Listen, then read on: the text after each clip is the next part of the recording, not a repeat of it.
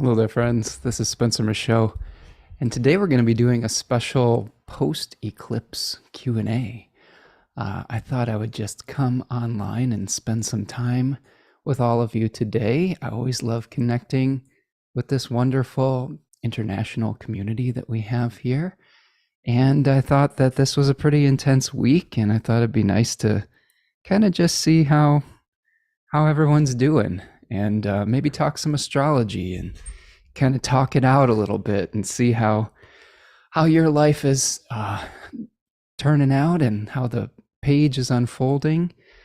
So yeah, I'm open to any type of astrological question today. I'd love to hear your stories. Love to hear where you're stopping in from. I'm just going to welcome some friends that we have here today. Place of Stillness Astrology is here from Spain. Hello, Manuela. Nice to see you. Check out her YouTube channel. She's been making some cool stuff over there. Really enjoy our chats, friend. Creating Harmony. Khadija is here from Southern Louisiana. Hello, Khadija. Welcome. Nice to see you. Stephen the Jupiterian is here. Welcome, Stephen, on your special day, Thursday, the day of Zeus or Jupiter.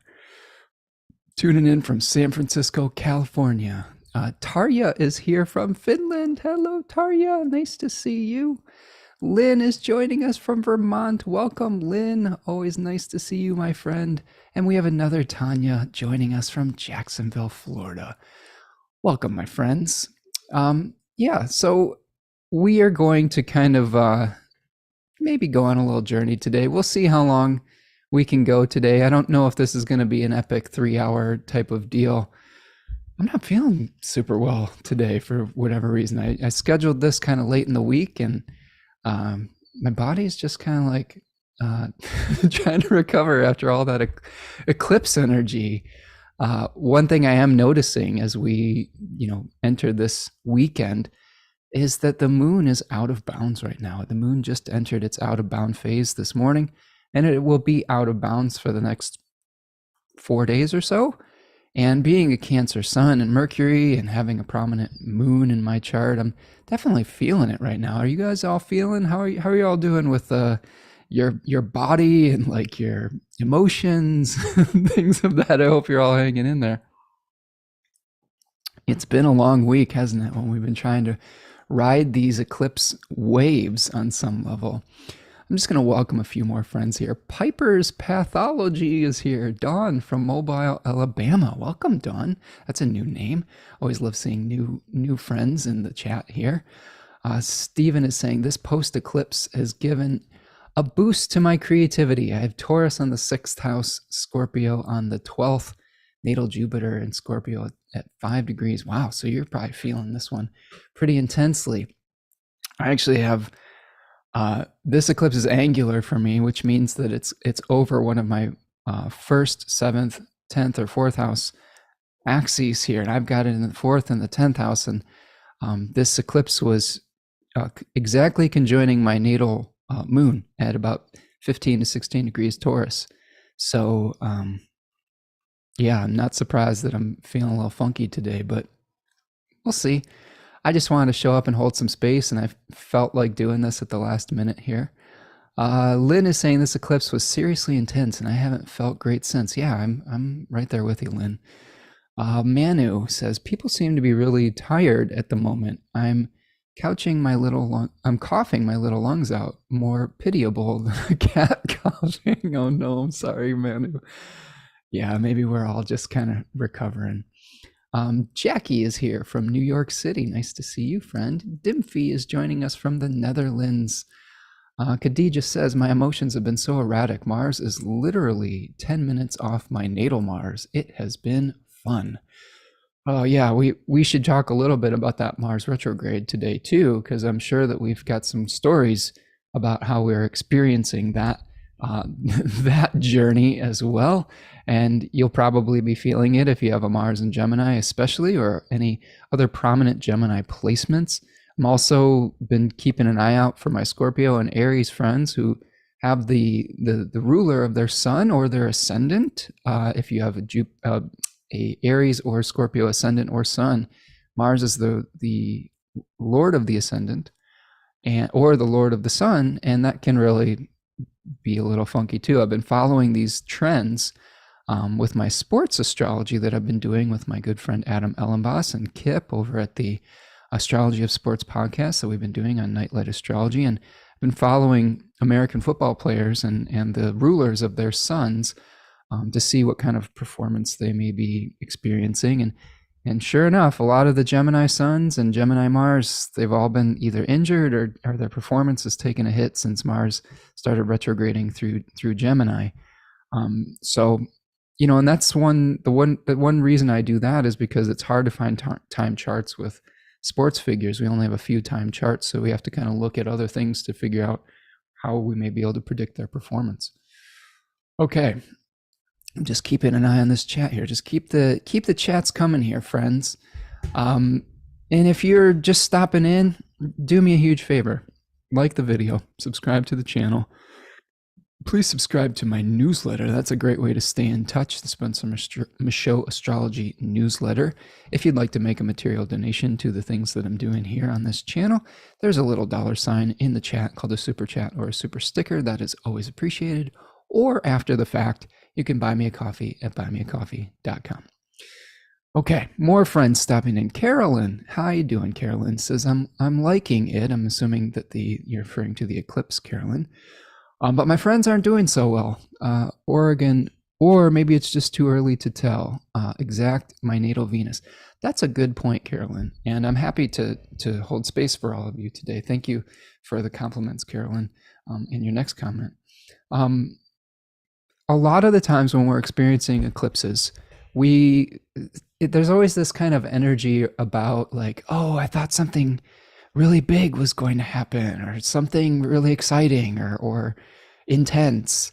And I mean, we're in the middle of a midterm election in America. So yes, there are definitely intense things going on. And we've all been kind of, I would say our anxiety level may be heightened due to trying to figure out what direction we may be heading as a community.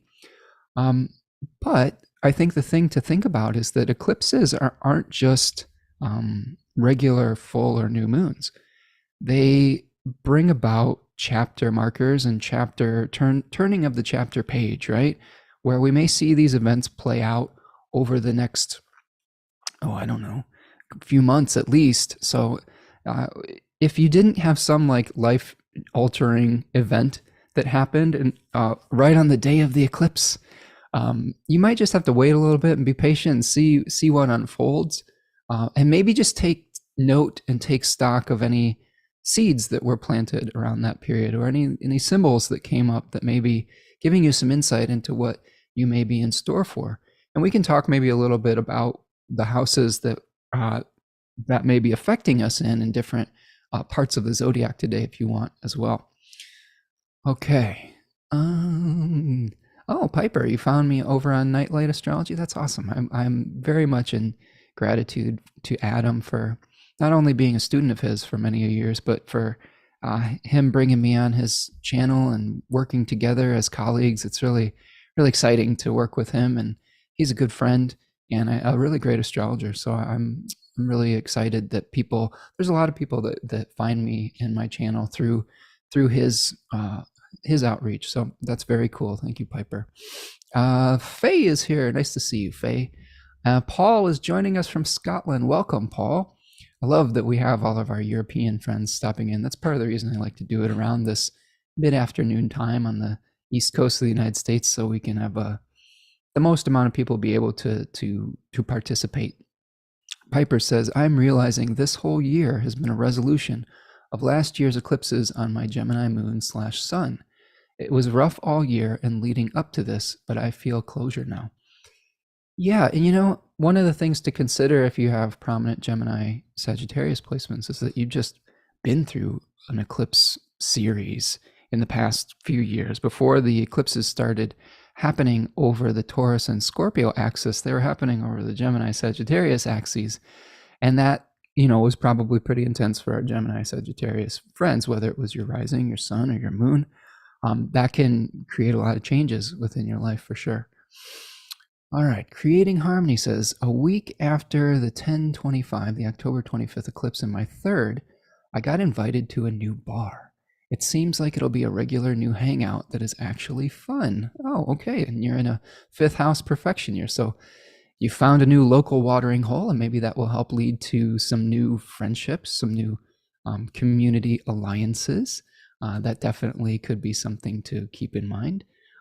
They are adding that all my Gemini friends have been extra loud and yelling and or aggressive lately since Mars retrograde. Yeah, that's another thing that we can see with Mars retrograde and Gemini in particular. I'm going to, I'll show you. I'm just going to pull the chart of the moment up right now, and we'll just kind of take a look at what's kind of going on in the sky and see if we can bring even some more clarity to this. Keep putting those questions and comments and stories in the chat box. That's, we'll get more out of it the more people participate today. But, what we're looking at with Mars retrograde right here, you can see the moment, November 10th, 2022 at roughly 1:14 p.m. Eastern Standard Time, right? We switch the clocks back in America, which is always kind of an adventure. But, Mars is a planet that likes to create conflict. It likes to exert its will. It likes to sever and separate, according to the traditional astrologers. And it is something that it utilizes the resources of the house that it is traveling through to create its own agenda. So in this case, Mars's agenda, severing, separating, conflict, being able to, fight for what we want, defend ourselves, protection. We're going to use the resources of Gemini or Mercury, which are generally communication, commerce, debate, where we can see both sides of an issue, or we attempt to, or we try to expand our possibilities. Maybe even through our own flexibility, where we're trying to utilize our energy in a certain direction. Mars likes to get to the point, right? You can see in its symbol, it looks like a little arrow, right? But Gemini is a place, and Mercury is a planet that likes to split attention in multiple directions. My thoughts on Gemini Mercury versus Virgo Mercury is that, or that house in particular, is Gemini is trying to explore and all of the different flowers that could potentially be pollinated, right? It's saying, where is the nectar? Where is this next field of flowers? And maybe I'll try this. And this possibility looks interesting. Let me expand possibilities. Whereas when we have the Virgo version of that in Hermes' house, there's more of a consolidation thing where we're saying, well, what do we need to eliminate? What do we need to let go of? What is worth preserving and what needs to be let go of moving forward? So when Mars is trying to focus in a place that is diffusing focus, we have some attention challenges. We get into some arguments or some debates. I think I've been saying, and I hope that you've all taken this advice. I've been trying to take my own advice. Try not to make ultimatums around this period of time, right? Where you say, well, this is how it is, and you're going to do this because I say so. Because you're probably having to walk that back a little bit right now, and that can be really humbling and humiliating on some level. I'm going to keep checking in on the chat here because that's why I came today, and not to just hear myself talk, but to have a conversation with you. Michelle is here, says, hello, I'm a Capricorn rising and nothing has happened. Oh no. Like I said, maybe wait a little bit. I had an astrologer tell me the April-May eclipses would be bad, and they weren't. Well, Michelle, the April-May eclipses were probably falling. Let's see, let me do a little bit of math in my head. Over your 5th and 11th house axis. And some things we have to look at is, do you have any planets in Taurus or Scorpio, or do you have any aspects that may be happening? This full moon eclipse was happening in your whole sign 5th house. So there may have been something coming to fruition around how you seek pleasure, around your desires, maybe potentially with your children if you have them. Perhaps it could be also related to legacies that you want to pass on um, after you leave the material plane. Fifth house is also associated with kind of like leaving behind something after death. So those are all little things that you could be experiencing. The 11th house new moon eclipse was in your house of shared alliances, like friends that are not necessarily personal friends, but people that you may have a shared belief system with. And that eclipse was really, it was on the south node, and it was asking us to really examine maybe some forms that need to be let go of. So maybe there was some friendships that needed to be let go of, or some group associations that needed to be let go of that are coming to fruition or will be coming to fruition in the next few months. As I said earlier in the show, there is sometimes these things take a while to unfold, especially when we have eclipses over fixed signs. Fixed signs aren't really known for like immediacy. Sometimes these things take time. So I would be patient. I would also consider that not everything in astrology has to be a big crisis. I think this is something that I'm trying to remind myself, as sometimes we all can get a little bit, we can frighten ourselves with the astrology sometimes. And especially when we hear things like a dragon consuming the moon or the sun, that sounds scary. But oftentimes there are just changes that need to take place. And I think that one of the things that I'm trying to remind myself during eclipse season is that, changes are easier if you flow with them rather than resist them. So sometimes all you need to do during an eclipse or an important transit is learn how to come into alignment with it. There's not anything that you need to do. There may not even be some huge, explosive action that happens. It may just be that you're slowly but surely coming into alignment with a different phase of your life, and that's okay. All right. Tarya says, it has been one of the worst eclipses. Okay, sorry to hear that, Tarya. On my IC, my lower midheaven, in the 6th house in northern, oh yeah, because you live in Finland. That's interesting to have the IC all the way over in the 6th house. Yeah, so that would mean you probably have the midheaven in the 12th, which is similar to my friend Susanna, who's also from Finland. So of course that would make sense. So I wonder, does everyone in Finland have a midheaven and an IC in the 6th and 12th? That's really fascinating to me and worth some research. Tarya says, hurting relationships and hit my health. Having COVID a second time, had very high fever all the eclipse day and other stuff too. I'm sorry, Tarya. I hope that you're doing okay. Again, I'm not feeling super tippy top myself today. I've been having some weird aches and pains in various parts of my body. I've been having some weird pain around my hip area and like stuff like that. Maybe it's from sitting too much. I don't know. I probably am due for a checkup myself as I get into my early mid 40s here. I think that it's important that we at least get some idea of where our baseline health is. I know everybody isn't super thrilled about going to the doctor, or some people aren't.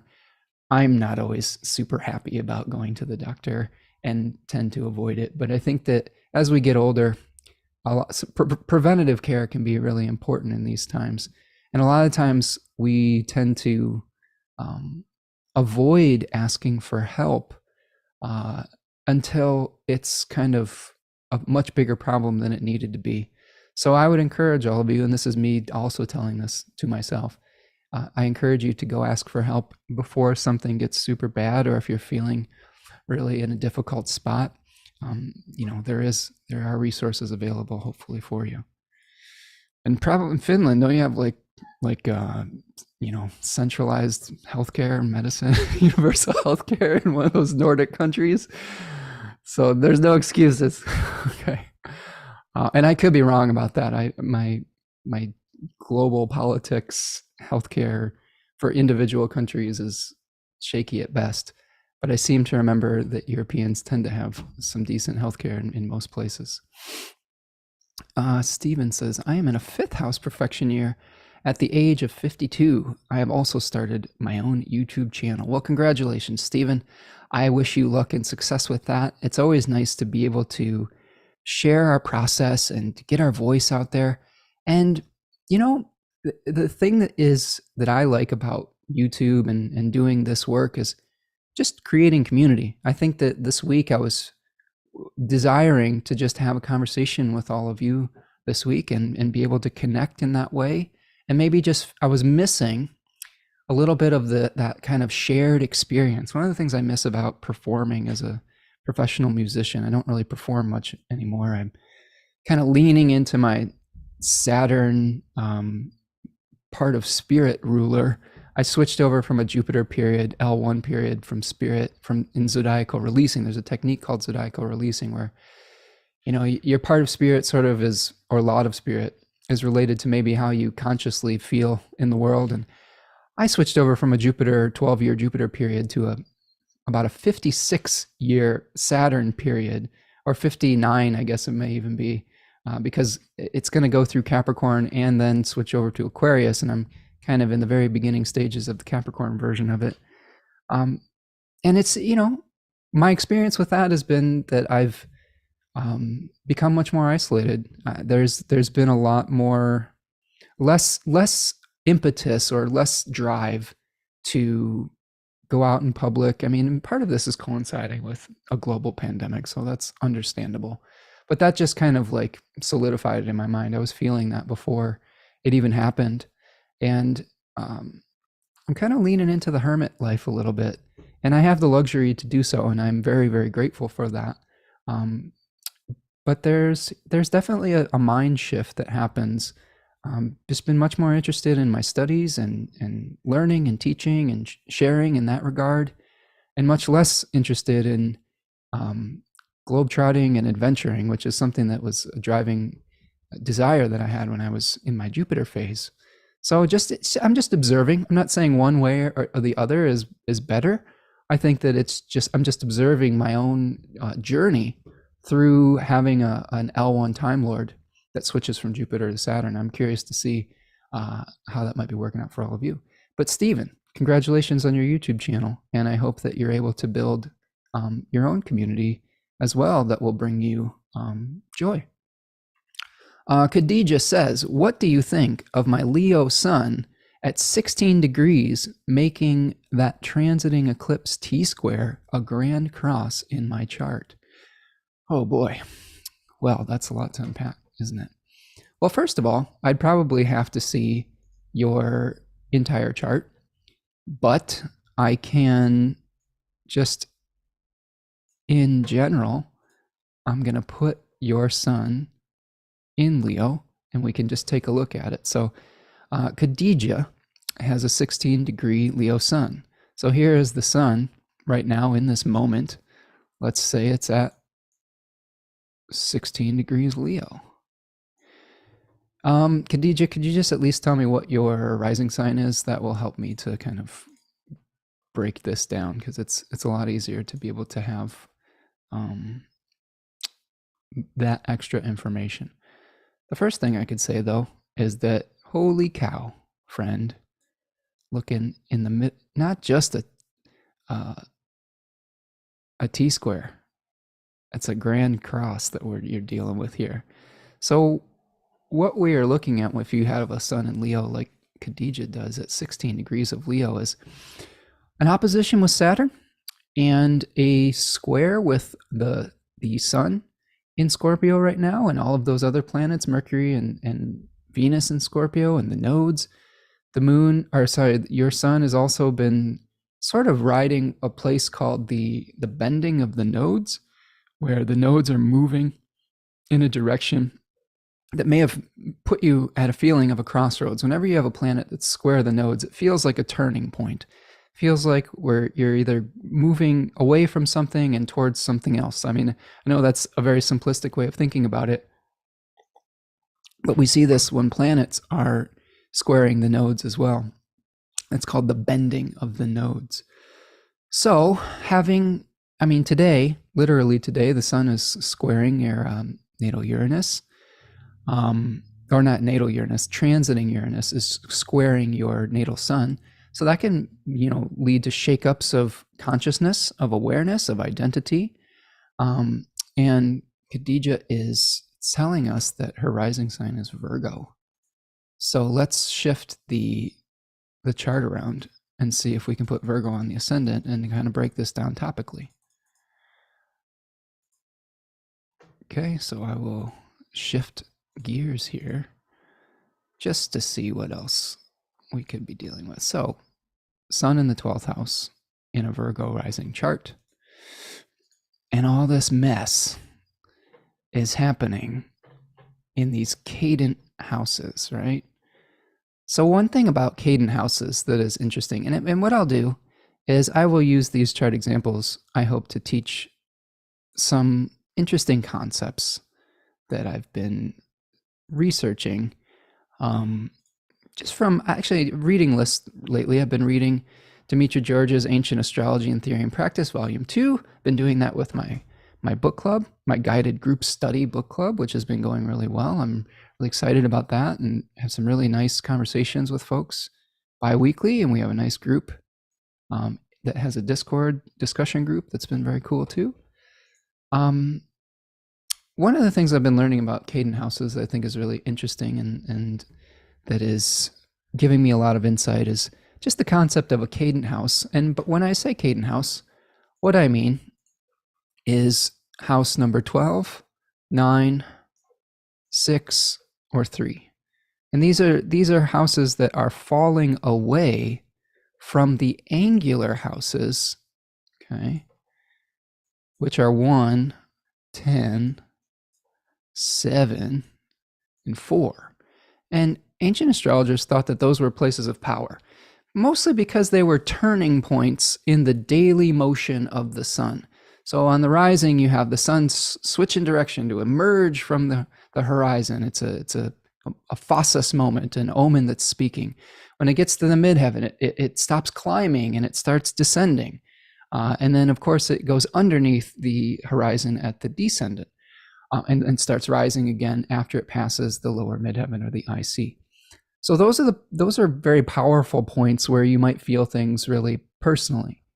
Now, cadent houses are the house that were on the angle previously. So, for example, Leo was the last house that was on your ascendant, Khadija, when you were born, before Virgo rose over the eastern horizon. So the ancient astrologers thought of the 12th house in particular as a place before birth, like a place of pregnancy, of child labor, of childbirth or labor, not child labor. Makes it sound like the 12th house is like a sweatshop in Indonesia or something. That's not what I mean. But what we have is like a place that feels in between life and death, in between incarnation and immaterial, ethereal reality. And that's been really fascinating as I explore my own 12th house sun in Cancer. I'm a Leo ascendant with a Cancer sun, and I also have Mercury there. So many people, so one thing I can say, Khadija, is that you probably first are feeling a little bit unmoored with this big T-square, and maybe like it's hard to fit in anywhere, right? And you can confirm and or deny this in the chat. Remember, I have about a 20-second delay, so I'll look for the comments here.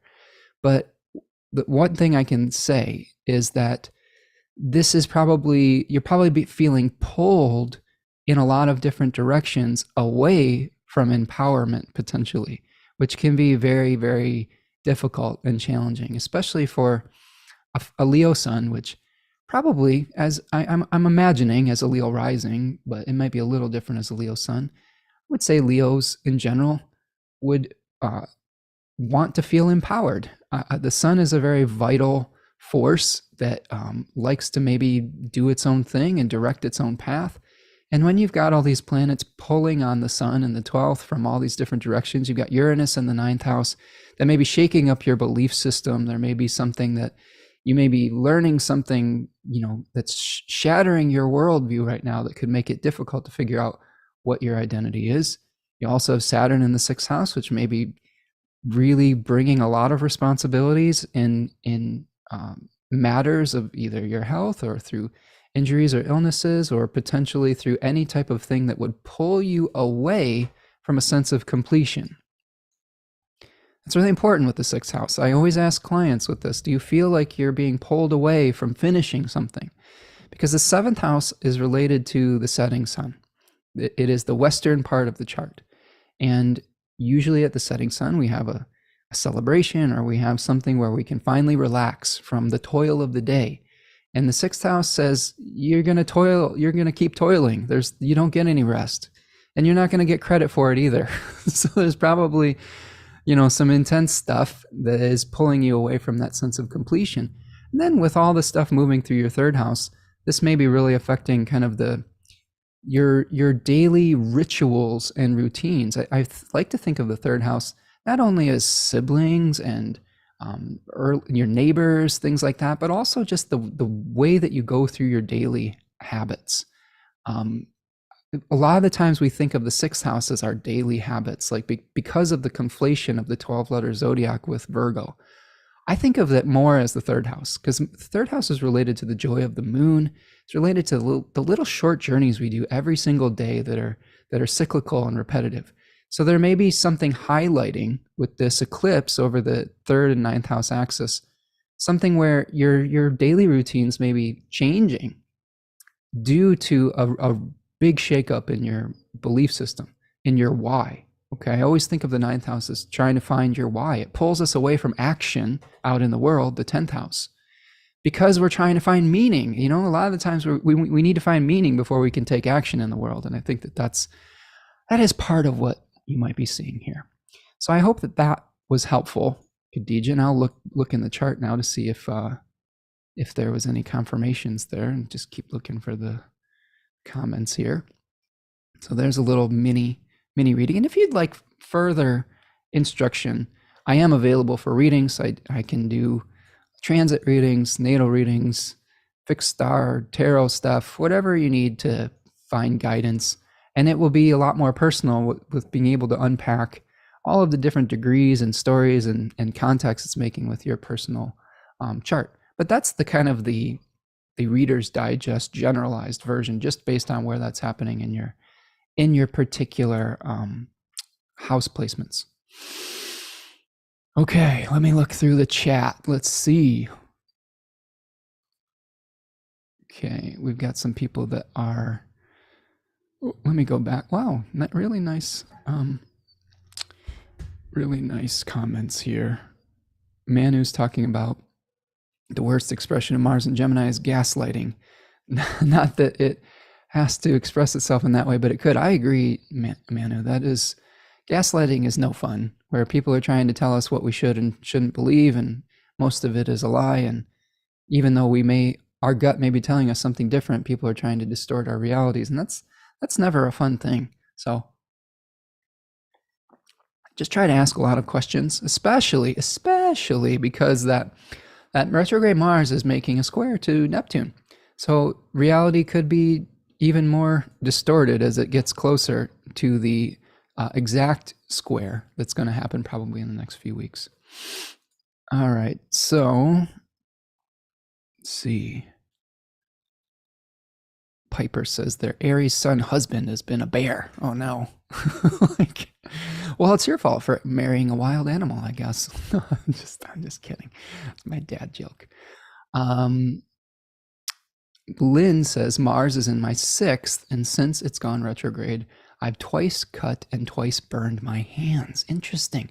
So that's a great representation. I'm sorry to hear that, Lynn, but it's a great representation of the astrology. Gemini tends to rule the arms and the hands, okay?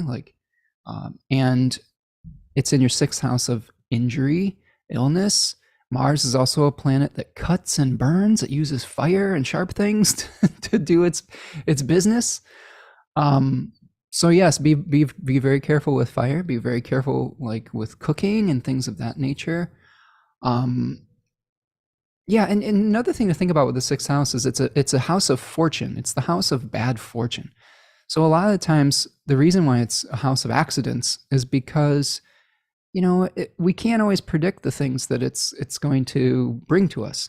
Same thing with the fifth house. The fifth house might bring us good things that we didn't really do anything to earn. We're just receiving it because it is the joy of Venus. We're just opening ourselves up and receiving the good fortune that Aphrodite wants to bring.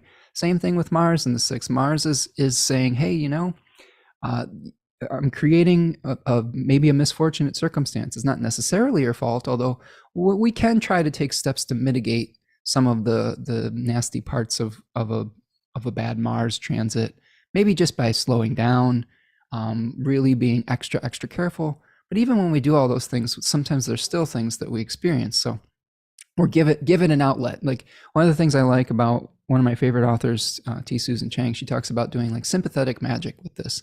Give Mars something to do. Like, I don't know what that would be in particular, but she uses the analogy of the 10 of Swords card, where in that card you see someone with 10 swords stuck in their back, and sometimes what she'll do is get like a potato and stick like 10 little sewing needles in it or something, and said, look, the requirements have been fulfilled. So there's always things like that you might be able to do to be like, look, Mars, here's an avatar, here's a potato tar, for please be merciful on my body and on my soul. So that's something. Piper's saying annual checkups, be good to your body. Yeah, Piper, I am way behind on my annual checkups. Some of it's due to the pandemic, some of it's due to my own stubbornness, and some of it's due to like my fortunate Leo rising good health in the past. And I think that you're right. I think getting annual checkups is important, and I am overdue. So right there with you, friend. Let's see. Exercise your psoas, Spencer. What is that? PSOAS. I'm not sure what that is, Dimfy. But maybe send me a link or something. I do know one thing that I've been experiencing is pain in my SI joint, which is like the joint that connects my like lumbar region, my spine, to my pelvic bone. And I've just been sitting a lot. I'm in my house too much, and I do go for walks. I walk about 3 to 4 miles a day, which may or may not be enough. I don't know. I eat fairly healthily. I don't overdo it with food, but I think I'm just sitting, and like I do these marathon sessions where I'm sitting and working with clients, but also like on YouTube. Last time I did one of these, I was like, all right, it's stretch break time. And I think that's a good process to get, or a good habit to get into. But I bought myself a really fancy foam roller that has these little nobbins on it that mimic like a deep tissue massage. I've been using that. I've been doing some yoga stretching recently. It's funny, even though I have like a Taurus moon and I like food, I'm realizing, and maybe you other Cancerians out there can confirm or deny this, but I doing like exercise isn't my favorite thing. Like doing like heavy lifting and workout stuff, it's just never been something I've been super into. I was an athlete when I was younger, though. I did play sports. If there's some way I can gamify it and compete, then I can do it. But if it's just me like putting my body through pain to be healthy, I'm kind of a wuss when it comes to that. But if you want to maintain your vitality, those are things that you have to consider as you move forward and advance in years. Michelle says, thank you so much. Yes, I'm focused on work and leaving something behind for my only child. Okay. So that was in reference to the earlier Capricorn rising chart that we were talking about. Let's see. Okay, just getting through the chat here. Rachel is here from Ireland. Hello, Rachel. Nice to see you. Let us know if you have a question. Khadija is saying, yes, I feel like nothing is ever done with the biz stuff. So yes, on the 6th house stuff. So this is in reference to Khadija's Virgo rising chart, where we were breaking down her fixed grand cross with all the planets like T-squaring her natal sun in Leo. Just to give you context as I go back in time in the chat, says Khadija says the Mars square Neptune square is exact on the 19th of this month. Okay, thank you. So keep your eyes peeled for that. We've got 9 more days to feel confusion and and maybe a lack of energy. Carolyn says, "Please send Mars to my house to cut more firewood." That's a great use of it. Although just be very careful with anything like an axe around this period of time. Take your time. Don't rush through it. There's potential for really serious accidents when you're doing stuff like chopping wood. But yes, that could be something that could be hopefully a positive outlet if you're careful. Lynn says potato sympathetic magic is an excellent idea. Yeah, because then Mars isn't going to take it out on me, the couch potato. It'll give it a real potato to work with. Bonnie is here. Hello, Bonnie. Bonnie says, Cancer, do I have to enjoy being in a body? Yes, exactly. I feel this.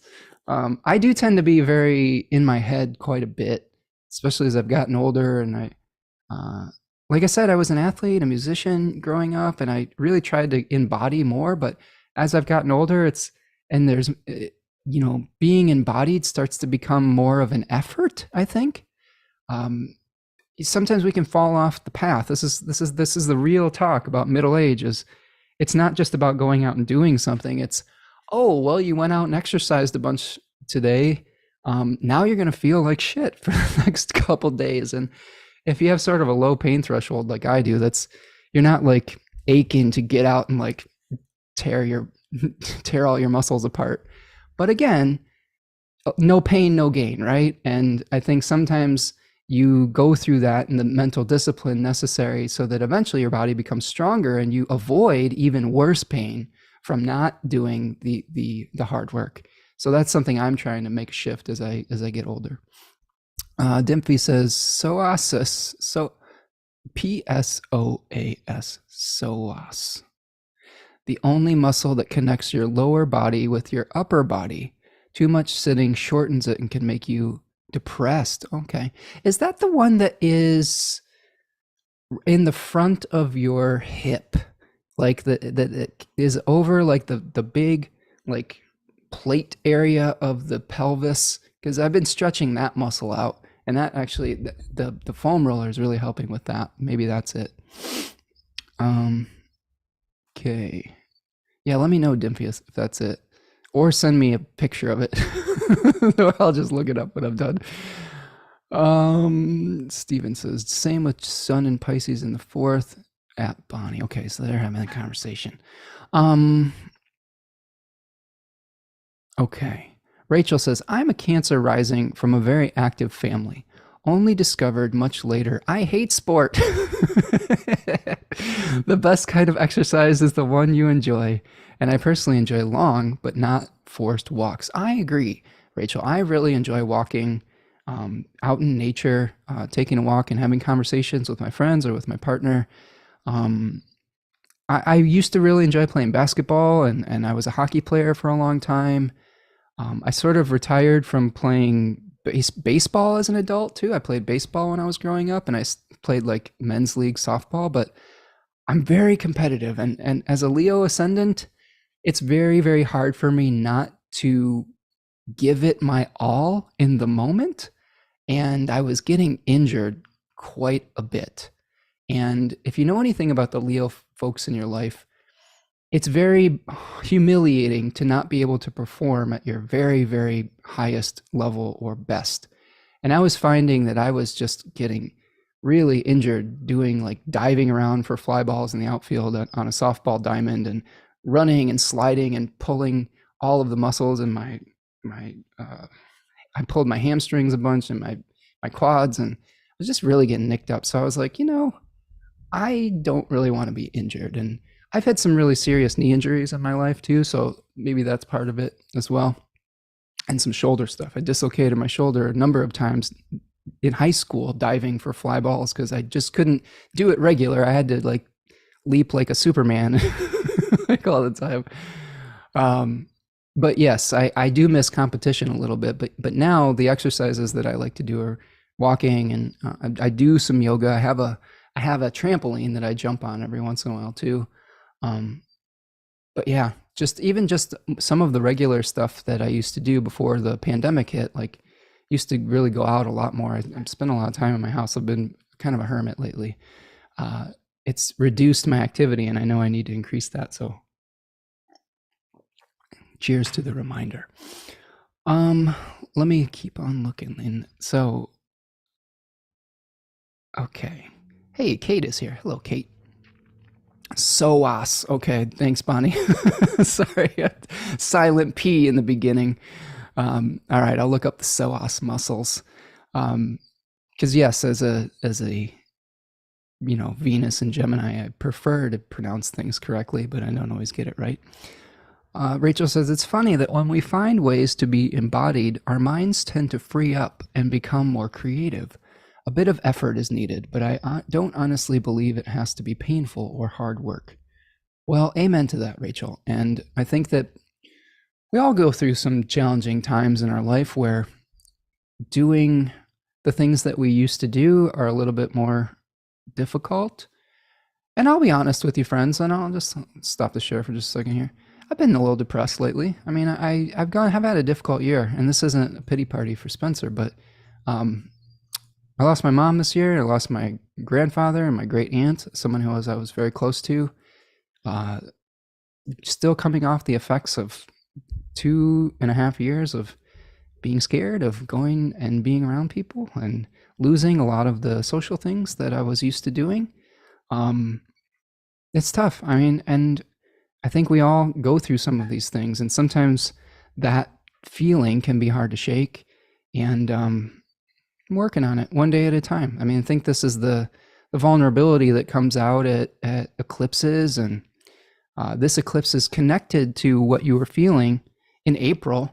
And I've been feeling kind of trying to find closure because that was when my mom passed away. So I'm kind of trying to see how I can release some of that old trauma. That's one of the things I've been talking about with this astrology is how can we finally release some of the trauma? And it's not something that happens overnight. It's not like oh, now you're trauma free. Oh, now you're healed. You have good days and bad days. And I'm just really grateful that I have some supportive people in my life.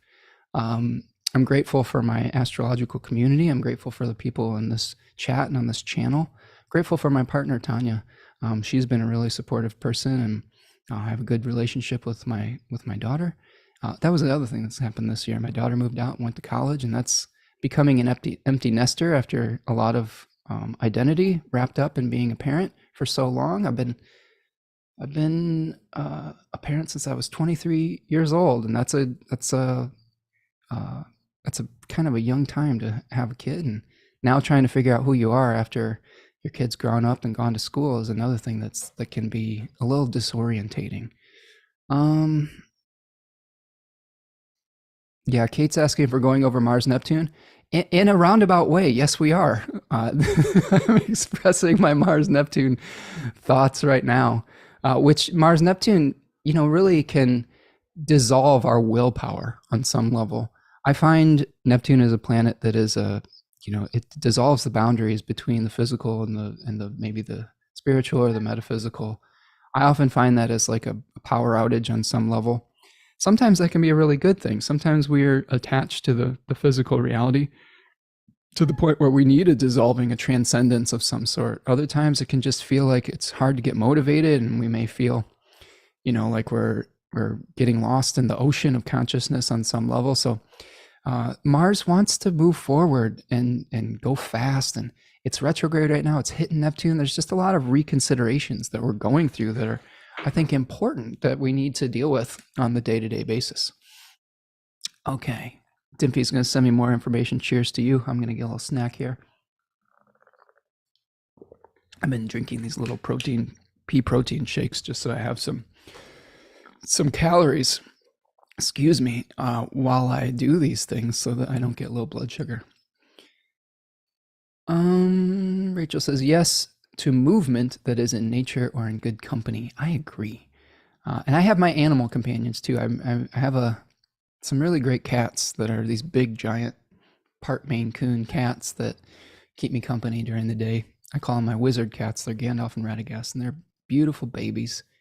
And they always keep me on my toes. They're kind of like dogs. They follow me around. I don't let them in my office when I'm doing these things because they they like to sneak around and unplug the wireless router, which would not be a good thing while I'm doing this stuff. So, okay, I'm just looking through the chat. How long will the moon be out of bounds? Khadija is asking. That's a good question. So the moon went out of bounds roughly late yesterday, and it will go back into being in bounds on the 14th, like by the end of the day, the 14th. It usually is out of bounds for about between 3 and 4 days. So what that means, and I'll show you on the screen here if I can pull it up. What I'm going to do is I'm going to pull up the sheets thing, the sheet application in Astro Gold. This is a program that I really like that I'm using, Astro Gold.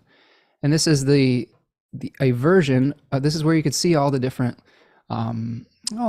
tools that you can use as an astrologer.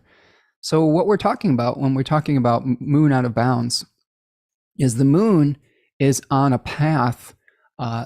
Most of the planets go on a similar declination, which is a fancy word for how high or low it is rising over the course of, I don't know, days, months, or weeks, or whatever. But the daily path, like how high is the sun going to rise at noon, is its declination. And since we're getting closer to the winter solstice in the northern hemisphere, the sun's going to be rising lower and lower in the sky.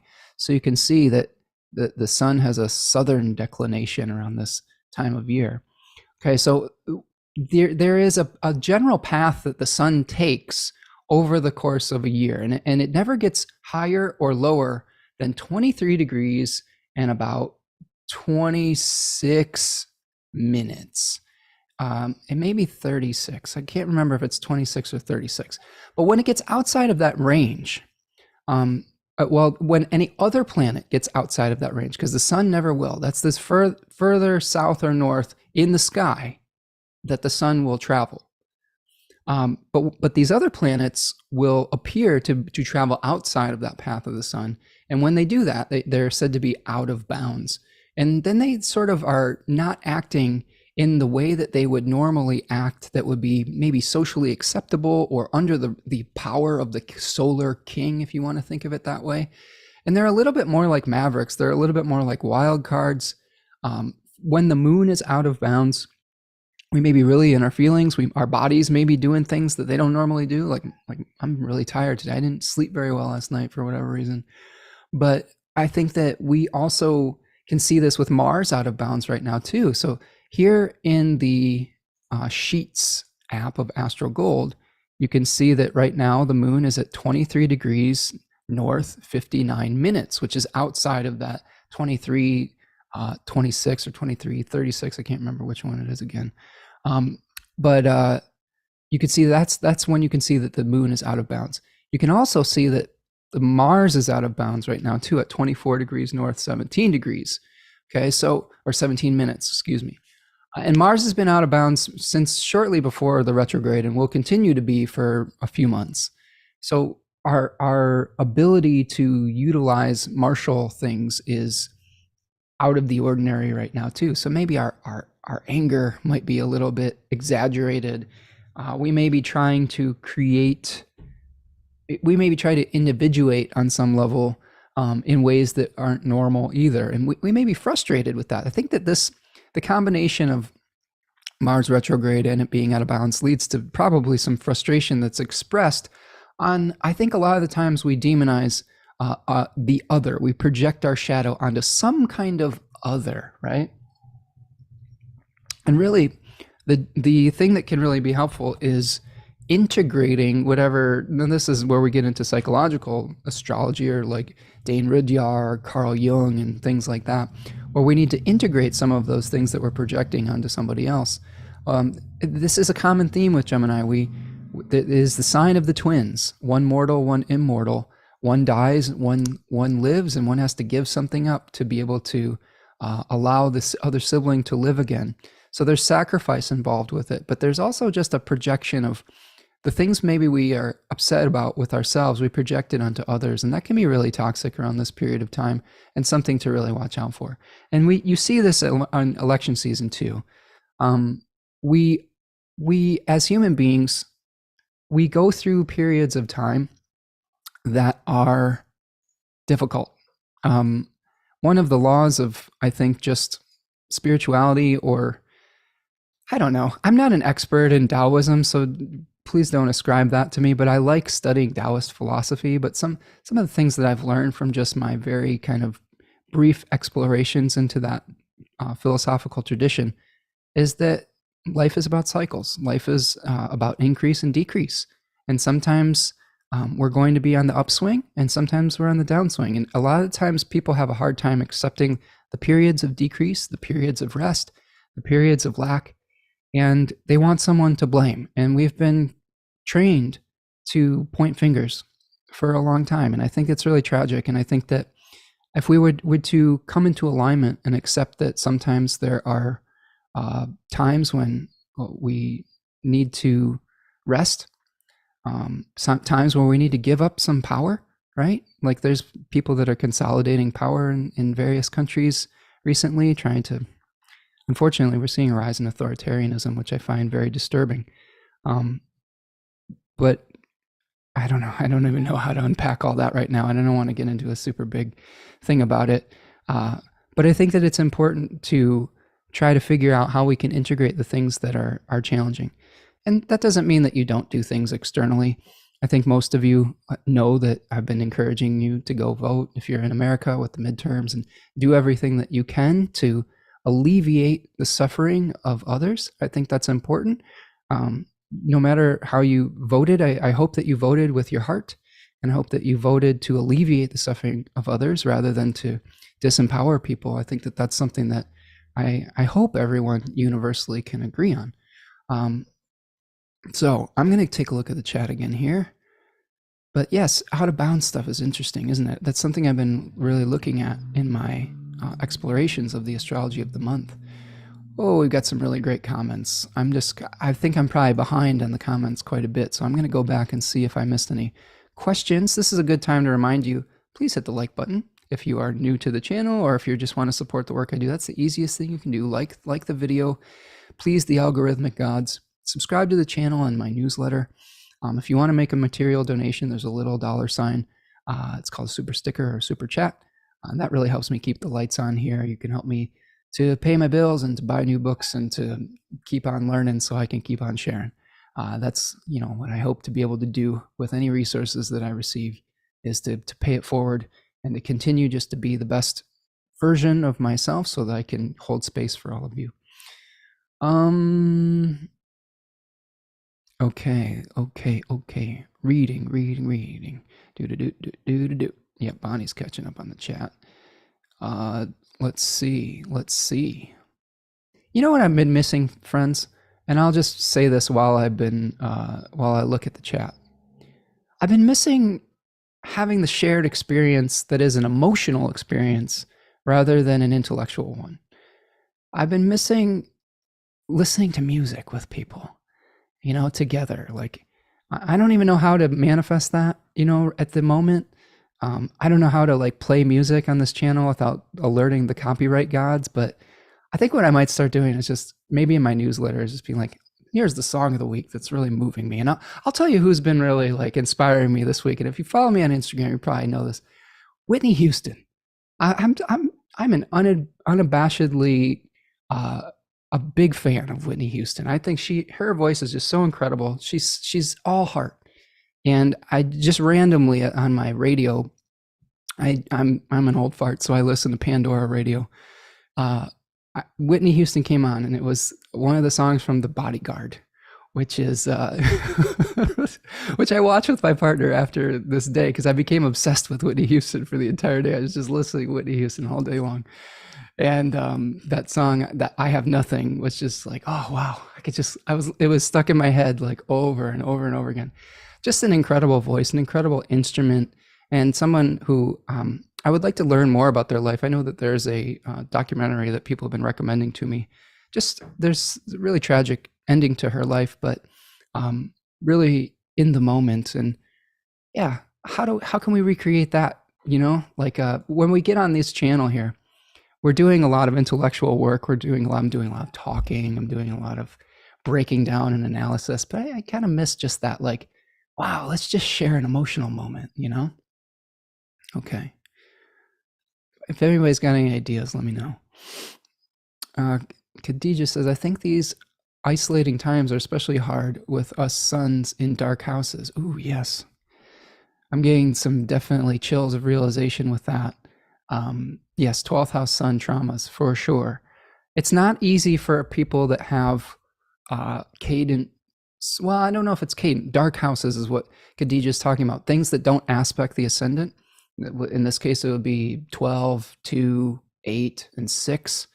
It is more difficult for us to feel seen sometimes. We have to go through extra effort to do that.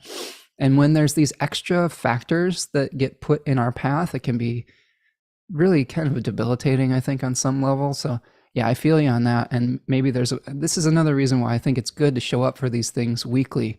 This is for as much for my own mental health as I hope it is for everyone else's, is just being able to connect with people, even if it's in this weird 21st century way. Let's see. Bonnie is returning to their pole fitness classes later this month rather than just trusting myself to get on the home pole for exercise and fun. Winky emoji. Okay. All right. I'm here for it, Bonnie. I think that there's definitely some athletic movements that happen with the pole dancing, pole exercising. I'm here for it. I have a good friend, a good astrologer friend. Her name is Dr. Claire Moon.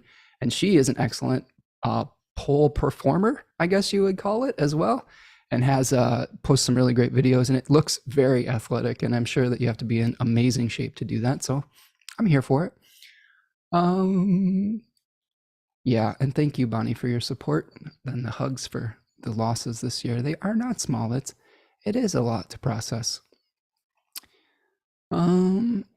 Yeah, man, he was confirming how difficult pole dancing is.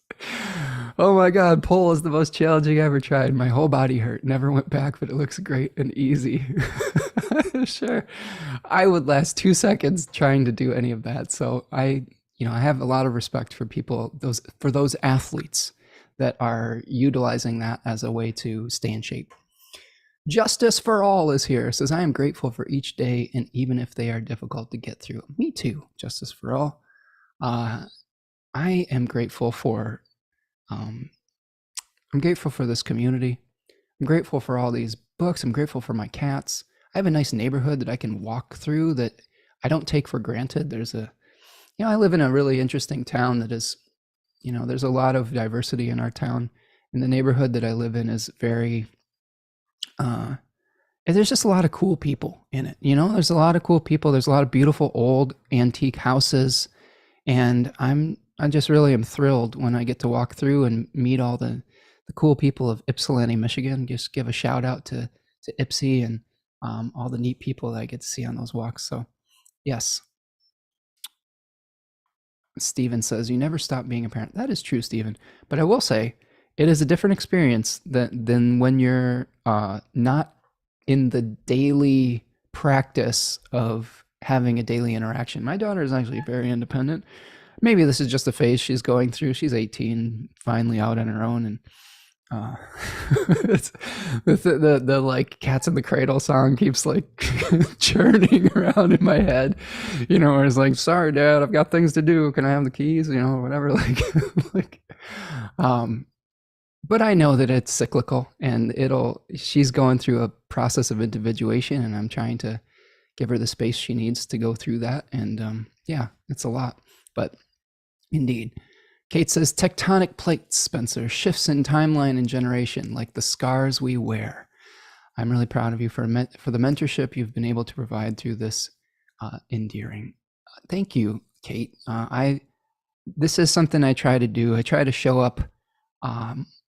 It takes a lot to show up as a Leo rising when I'm not feeling happy. That makes sense.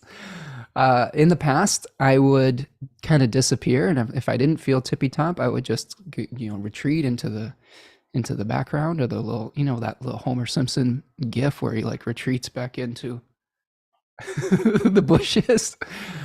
But I think that it's important to show up even when we're not feeling at our best, and when we're grieving, and we're just not feeling super well, because that is part of Leo authenticity. And that's something you learn over time, is that to be your authentic self, you got to, sometimes you're going to be up, sometimes you're going to be down. And I hope that just the thing that people get from this channel is that, and is I don't know, just being human. We're not these like avatars that a lot of people want to try to be in the astrological or spiritual community, where it's like, oh, I've got everything figured out. I meditate 24 hours a day, and I do a bunch of yoga, and I'm eating macrobiotically, or whatever it is. Like, nothing, not that there's anything wrong with those things. Those, actually, some of those things are very, very helpful for your mental health and for your spiritual health. But I think that, we can really glamorize those things, and I try not to do that as much as possible. I have actually a distaste for that kind of thing.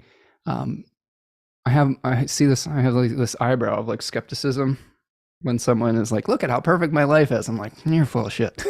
Like, so, because everyone has something. Let's see. Oh yeah. We could jump on the trampoline together. Manu like says, we would all most likely jump on the trampoline together with you. Although you have to be careful if you have multiple people on a large trampoline. I actually have one of those like little mini trampoline rebounders that I jump on and scare my cats with, but it's good exercise. Boot up, booty. Yeah, and Steven's saying I don't have any children. I used to be a substitute elementary school teacher, though. Well, there's all sorts of ways to express your creativity, right? I mean, it's and it's interesting to figure out how we have those mentoring relationships with people, and how they express differently. I think there's different roles that we play in different parts of our life, and it's interesting to figure all that out. Let me see. Wow, you all are great with the chats. I am behind on the chat, but I'm trying to get caught up here. Let's see. Okay.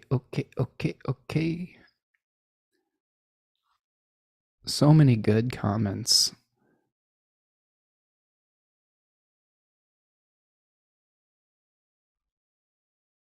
Yeah, Moon is out of bounds when she goes into Leo, so it'll be several days out of bounds. Yes, we'll be out of bounds until the 14th.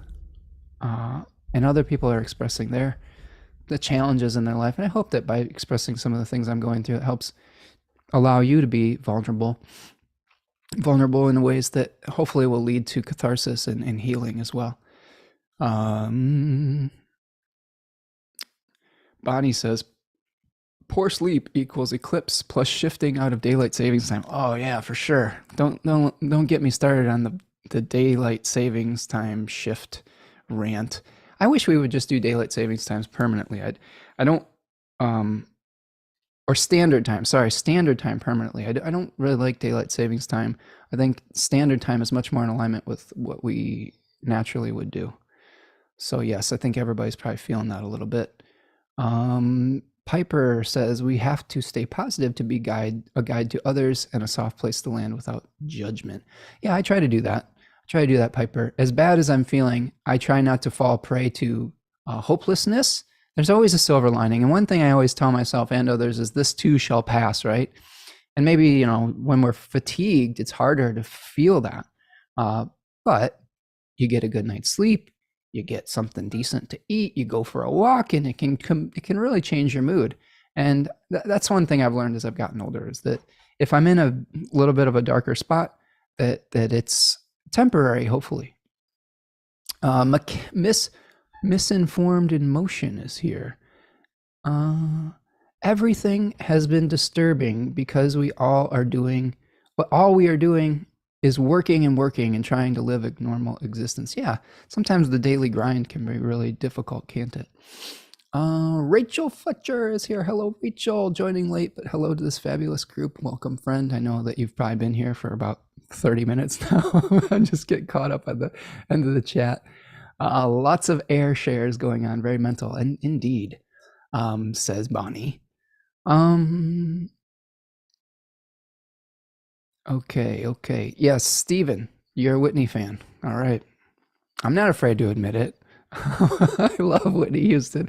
I love her version of the Star Spangled Banner. I used to teach that in my songwriting classes for being able to express powerfully the meaning of the words without overdoing it.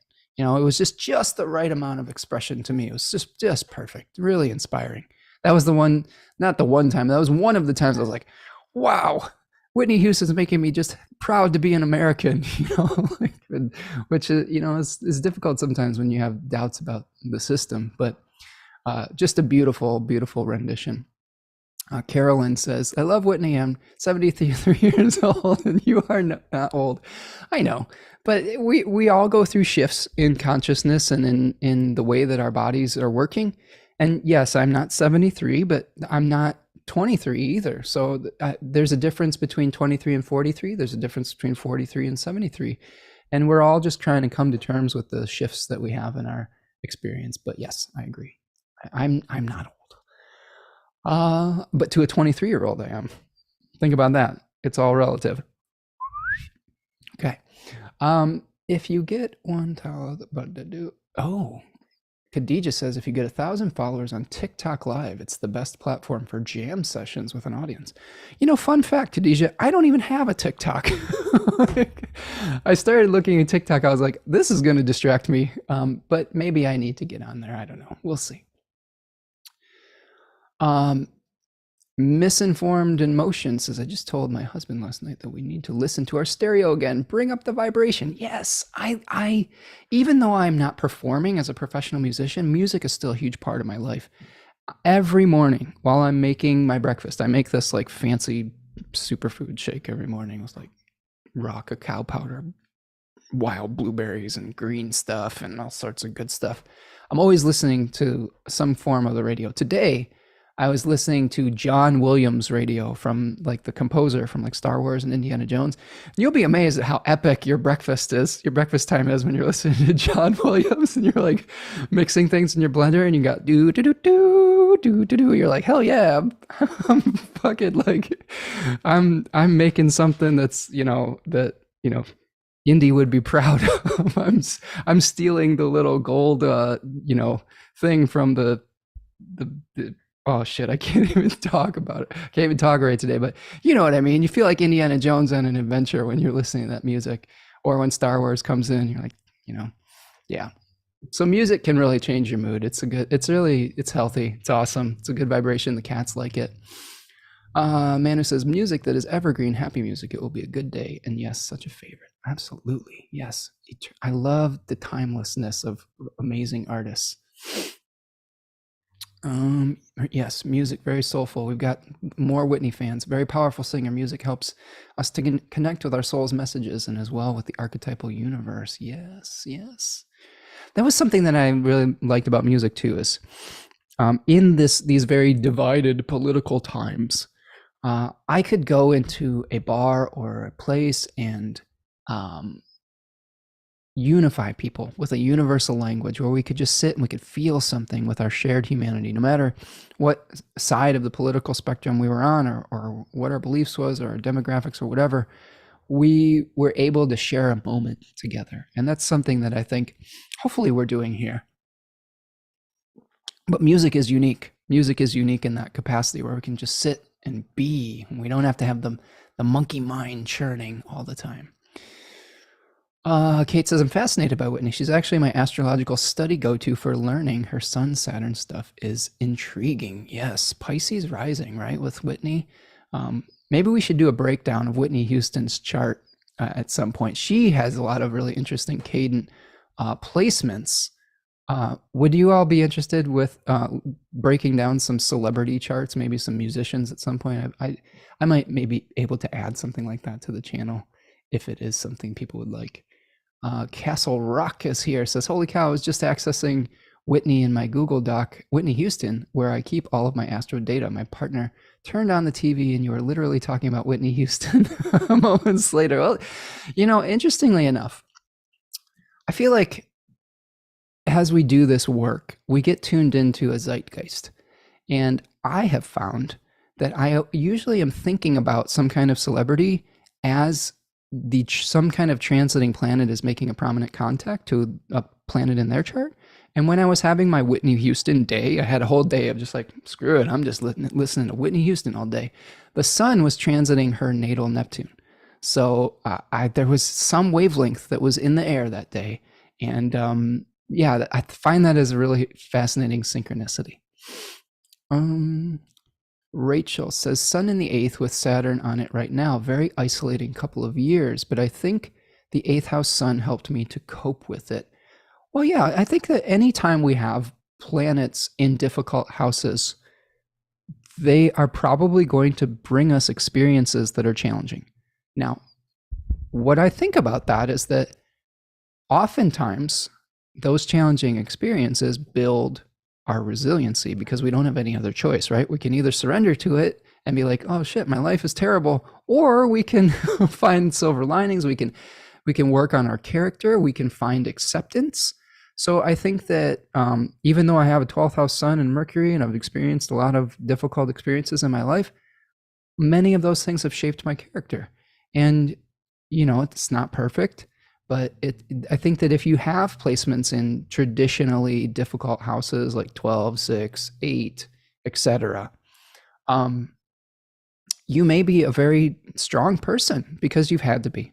So I think that that's something to think about when you look at your chart and say, you know what? This is what I tell my 6th house Sun stellium daughter. It's not about getting the parade or the celebration. You did the hard work, and that alone was a good experience. You learned something from that. It crafted your character, even though you've had some bad luck, So think about it in that regard too. A lot of times too, like some really great things can come out of really difficult things. My chart buddy is Frida Kahlo. She has Leo rising, Sun in Cancer in the 12th, Moon in Taurus in the 10th. She has a really nasty Mars in Capricorn out of sect in the 6th house. That's the biggest difference between her chart and mine. But look at all the beauty that came out of her suffering. And hopefully we're creating something like that here. But we'll see. I'm not saying that what we're doing and the humble things we're doing on this channel are on the level of Frida Kahlo's work, but hopefully we're creating some kind of legacy of helping others to come to terms with their own pain and their own suffering, which I think a lot of people feel when they look at Frida's work. So she's inspiring to me. Steven says a pole dancer came in 2nd place on America's Got Talent. Okay. All right. Sorry, I'm going back in the chat here and I'm trying to find where we leave off, because oftentimes when I get further behind in the chat, then it skips forward to like where we're at now, and then I lose my place. So thanks for your patience. I wish I could find out how to correct my birth chart with an accurate rectification. I don't know how to get the time of birth from the UK agencies. There are some astrologers that do this, misinformed in motion. Rectification is challenging. There's a lot of guesswork in it, but someone who is skilled in that can really help you through analyzing the events in your life and seeing how they may connect with where the houses fall and where those transits fell. So there's people that can do that. I do a little bit of that, but I wouldn't say I'm an expert in it. Rachel says, I think us Cancerians love home so much it can be isolating. 100%. Finding communities where I feel at home has been really nourishing, but it takes time and trust. I agree. And that's why I work so hard to make this a safe space for folks, because it has become a community that I rely on as well. And yeah, especially when we have these times where we are a little bit more isolated from one another, having these online communities can be really great and really beautiful. So I'm just, again, grateful that you're all part of it. Yeah, people are feeling the fatigue from dirty politics. I agree. I think I'll be grateful when all the political ads are over. I think they are for the most part. Although in Michigan, I was pretty excited about kind of how it went down in Michigan. People really showed up and went and protected, um, reproductive rights and the right to vote. And I really appreciate the governor that we have here, and um, so I'm proud of our state for voting in ways that help to, for I hope, the greater good. And I know that some people are going to agree or disagree with that, but in my mind, that was the best outcome for our state. And we'll see what happens in the rest of the country. And again, I don't really want to go into it too much. Um, I still care about you if you voted differently than me, and we still share some humanity. And I hope that we can, this channel becomes a force for uniting people rather than dividing them, especially cross continentally too. It's not just about Americans here. We have such an awesome international crowd. That's what I love about it. As Americans, we can get kind of narcissistic about all our own shit and all our own stuff, where it's hard for us to see outside of our own space and country. And I love the perspective that we get from our European friends, our Australian friends, our Asian friends that we have. That we have people from Korea that are coming here, and I don't know if there's people from Japan or what, but there's all sorts of people from all over the world, and it's really nice to be able to see all those different perspectives.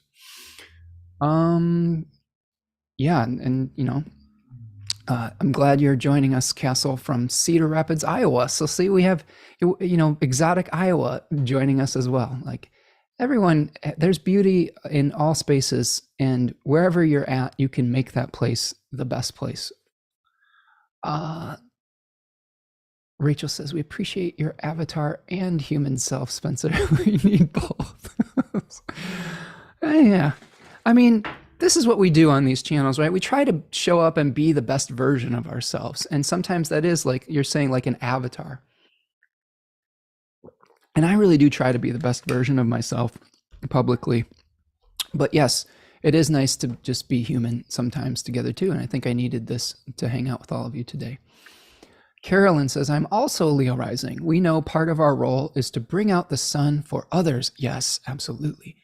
We have learned that people appreciate that. I agree it's hard to show up when you're down, sad, or tired. 100%. I think this is maybe a difference between Aries sun and Leo sun, or Aries or Leo placements is, and not saying that the Aries placements are bad. I'm really starting to appreciate my Aries placement friends. When I didn't really understand it, and as a younger person, but I think an Aries person is kind of like, I'm gonna differentiate, and I don't really care what you think. And that's not true for all Aries people. You might have a mixture of things in your chart, but that's the vibe I get. And in some circumstances, that's a really healthy perspective. Like, I just do not care what other people think. I'm going to set a healthy boundary, and I'm going to individuate. Whereas the Leo energy is a little bit more like, I'm going to individuate, and I want this light to warm you up too, right? Instead of the severing and separating energy that's necessary in Aries, there is a vital energy in the sun and in Leo, where we're trying to, shine the light on other people as well. So I agree with that. Okay. We need a trampoline soundtrack. Yeah, that was, when I was doing more trampolining, that was like my morning exercise. I would like set, like, I'm going to jump on this trampoline for 4 songs, So yeah, it's good. Michelle is a classical architecture lover. Sounds like a lovely neighborhood. Yes, Michelle, this is a great neighborhood. I live in a place, it's called Normal Park. It's like it's one of the older neighborhoods in Ypsilanti, Michigan. And there's a lot of houses from the late to mid 1800s, like Victorian style houses. I happen to live in a home that was built in 1886. So there's a lot of beautiful architecture. There's a lot of, the houses are all very different. One of the things that really bothers me is when all the houses are the same. I'm not a huge fan of that. So I get to walk around and look at all the different houses and how they look. And there's a lot of different, there's a mixture of economic stations in this town. And I think that's really great too, being able to have a blend and a diverse kind of economic situation. And it's just a great town. It's really, really progressive and really, really interesting. And it's funky. It's a funky town, right? It's like there's all these stickers around. It's like keep Ipsy weird. It's a really vibrant LGBTQ community here too. It's just a really welcoming place that I like living in. Let's see. Very Gemini chat tonight. Yeah, non-focused. I'm just trying to have a conversation with all of you. Yeah. Uh, so yes, I'm sorry if it's all over the place. Uh, my goal today, I didn't have any specific goal. My goal was I'm going to show up and talk to all of you and hold space for you, express myself, but also hear what your thoughts are. Let's see. Khadija says they canceled daylight savings this year. It'll never happen again. Oh wow. So does that mean we're on standard time? Because I feel like Congress, something stalled in Congress where they wanted to make it permanent daylight savings time, but then it hasn't like gone through. I don't know, but I hope you're right, and we're on just one of these times going forward. Michelle says you give so much to your peeps, and I'm grateful for your work, and especially love how you keep it real. Well, thank you, Michelle. I try my best. I try my best. Sometimes I just can't help it. I can only be myself, and myself is a changeable thing. And sometimes it's excited and vibrant and effervescent, and other times it's a little down and sad. And it's all good, right? It's all part of the same package. And I think more of us should be okay with being real, even if we're not at our best. I think kindness is key, though. I don't think feeling bad gives you free license to be a dick to people. And that's something that I've had to learn over the course of my life, because there were times in my past when I was not feeling at my best and I was not nice to people. And I had to learn the hard way that is, you can't do that. You can't treat people like that. And you will be much more lonely if you're an asshole to people, whether you're feeling good or not. So I think that no matter how you're feeling, you could still try to cultivate kindness. I think that's the main message. Something I'd sign off on this channel every single time is be kind to yourself and be kind to others. And it's a great way to go through life. This is what my dad taught me. And we weren't really a super religious household, but he really believed in the golden rule: treat others the way that you want to be treated. And I think that's a good thing to live your life by. Oh yeah. So here you go. Khadija says, wait, I just Googled it and it says daylight savings is a rumor. Damn Mars Neptune square. Yeah. I didn't think that it had been finalized yet, but we'll see. Rachel says, when can we say this eclipse season closes, or is it transpiring and evolving over the 6 months? That is a great question, Rachel. It definitely will be transpiring over the next 6 months. That's generally our eclipse window. There's also meta cycles where eclipses, there's like 18-year cycles as well that you can see where eclipses will be active and bringing about topics that you experienced 18 years ago. Like for me, it was really interesting because 18 years ago, my daughter was born. So I, really started a journey with her. And at this last eclipse cycle around April and May, she ended high school and went to college, right? So those two things were connected for me. But yes, there's little meta cycles. But as far as when this season closes, I think we're going to be seeing just like when any new or full moon happens. I think you're going to see it as it's not just one event. You're going to have the fruiting body, like the mushroom that shoots up from underground. And then you're going to kind of see, the mushroom fade and return back to the earth. And it's the same thing with these eclipses. There may be an event or two that feel important, but they're all part of the greater context of your life. So I do think we will at least be feeling some of these themes in the short term until we get the new moon in Sagittarius and seeing those things play out and coming to terms with it, letting go, integrating it into our life, whatever the themes were.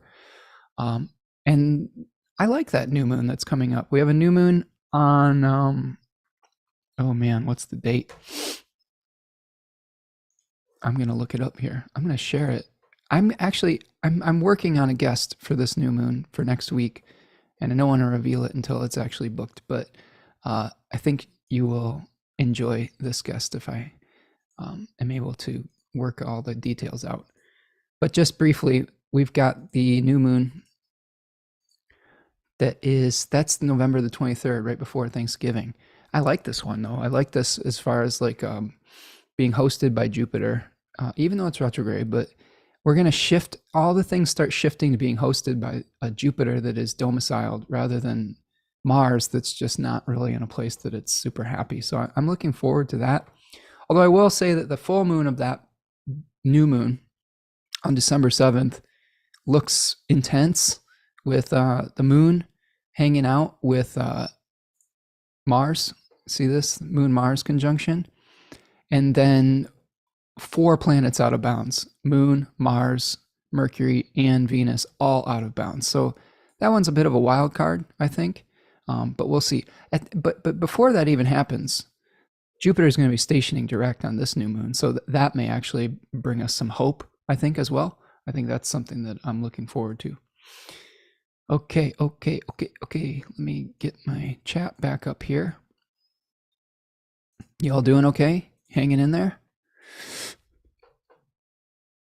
Okay. Sorry for the delay on your questions, folks. There's so many great comments that I'm kind of going through and finding all these things after the fact. Rachel says, is anyone else having a retrograde Mars transiting the 12th just now? Well, I'm not, but I'm sure somebody is. Piper says, right, like when Journey's Don't Stop Believing comes on, movement happens. Yes. Another great jam that I don't really get tired of hearing most of the time. Although, if you listen to classic rock radio, that thing comes on quite a bit. I do like Journey, though. I'm trying to figure out what my favorite Journey song is. My favorite Journey song is sounds like a Sam Cooke inspired song. I think that Steve Perry was very inspired by Sam Cooke, and he's got that "You make me weak and want to die." Sorry, my falsetto's a little out of shape, but he does the loving, touching, squeezing song is pretty cool, and he has a really great mix between his head voice and his chest voice, and man, he's got a great vocal performance in that tune. Like when he goes, "It's tearing me apart every day," and he just goes off into the stratosphere. It's just, such a good moment. Such a great moment. Okay. I'm so far behind. Yes, let's do Whitney's chart sometime. We'll do some chart breakdowns. And we'll see. We'll get into that. Let's see. As a Sag Sun Ascendant, love him so much. Freddie Mercury is a Sun Virgo Sag Moon. Okay. Well, we could do Freddie's chart at some point. I love Freddie Mercury. I'm just looking through the chat here. Okay. We have some comments on the political spectrum that we talked about a few minutes ago. Yeah, I know. It's tough. We're in tough times right now, folks, just in a general landscape. And I think that the last thing I'll say about that is that, and I've got to choose my words very carefully with Mars retrograde in Gemini, right? Is that we're going through a period where we've gotten, I think, as far as we can get with expansion, through a capitalistic society, which even if we take out the judgment of whether capitalism is good or bad, I think that there's some good things about it and there's some really bad things about it. We've gotten to a point where we have expanded and we have this myth of constant expansion. And we've ended up using up a lot of the Earth's resources, and we get upset when the economy isn't constantly growing, and we are facing a period of contraction, which is natural. That's what happens when the seasons happen. You can't grow food in the middle of winter. You need to let the land rest a little bit. And I think that there are people that take advantage of people's suffering and fear, and that bothers me. And what happens is and just humor me for a second. When you have people that are super rich and super like oligarchical, the only way that they can really stay in power without people uprising and creating revolution is by pitting them against each other, whether it's middle class against poor, or whether it's white versus black, or gay versus straight, whatever. If you're starting to pit people against an other, it distracts against the huge amount of wealth extraction that's happening in late stage capitalism. And I think that that's the real problem. That's why I try not to get super hyper political here, because I think most of us are victims of this system and are suffering no matter what line we fall on or what state we're in. And it's not necessarily like anything that we have to feel super guilty about. I think it's just that we're at a stage of change, and change needs to happen. And the more we try to, utilize a system that hasn't been working for quite a period of time, the more suffering it creates. So it's just about coming into alignment with the flow, and the realization that we have to make changes to be able to survive, and to be able to have everybody just have what I think anybody wants.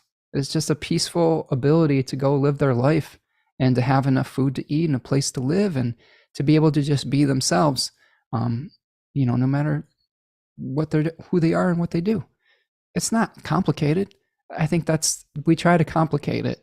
And I think that just allowing ourselves to be ourselves, and but also allowing others to be themselves and be kind in a kind way, where you don't have to demonize or create this like some kind of victimization or demonization. Super important. It's not necessary, find a different way. Okay.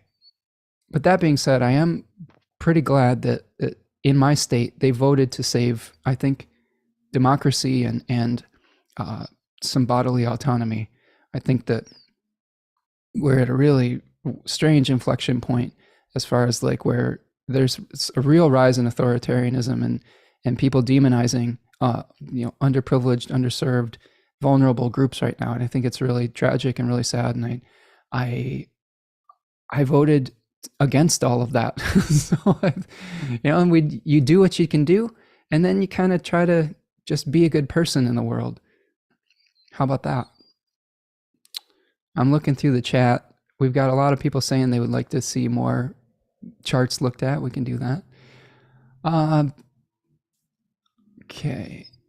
I like this non-goal goal. Perfect for the community. Yeah, like usually I'm very goal orientated, and today's a Thursday and I'm wearing a bunch of Jupiter and Pisces materia today, and we're just wandering. We're wanderers today. Spiritual wanderers surfing the oceanic waves of consciousness together.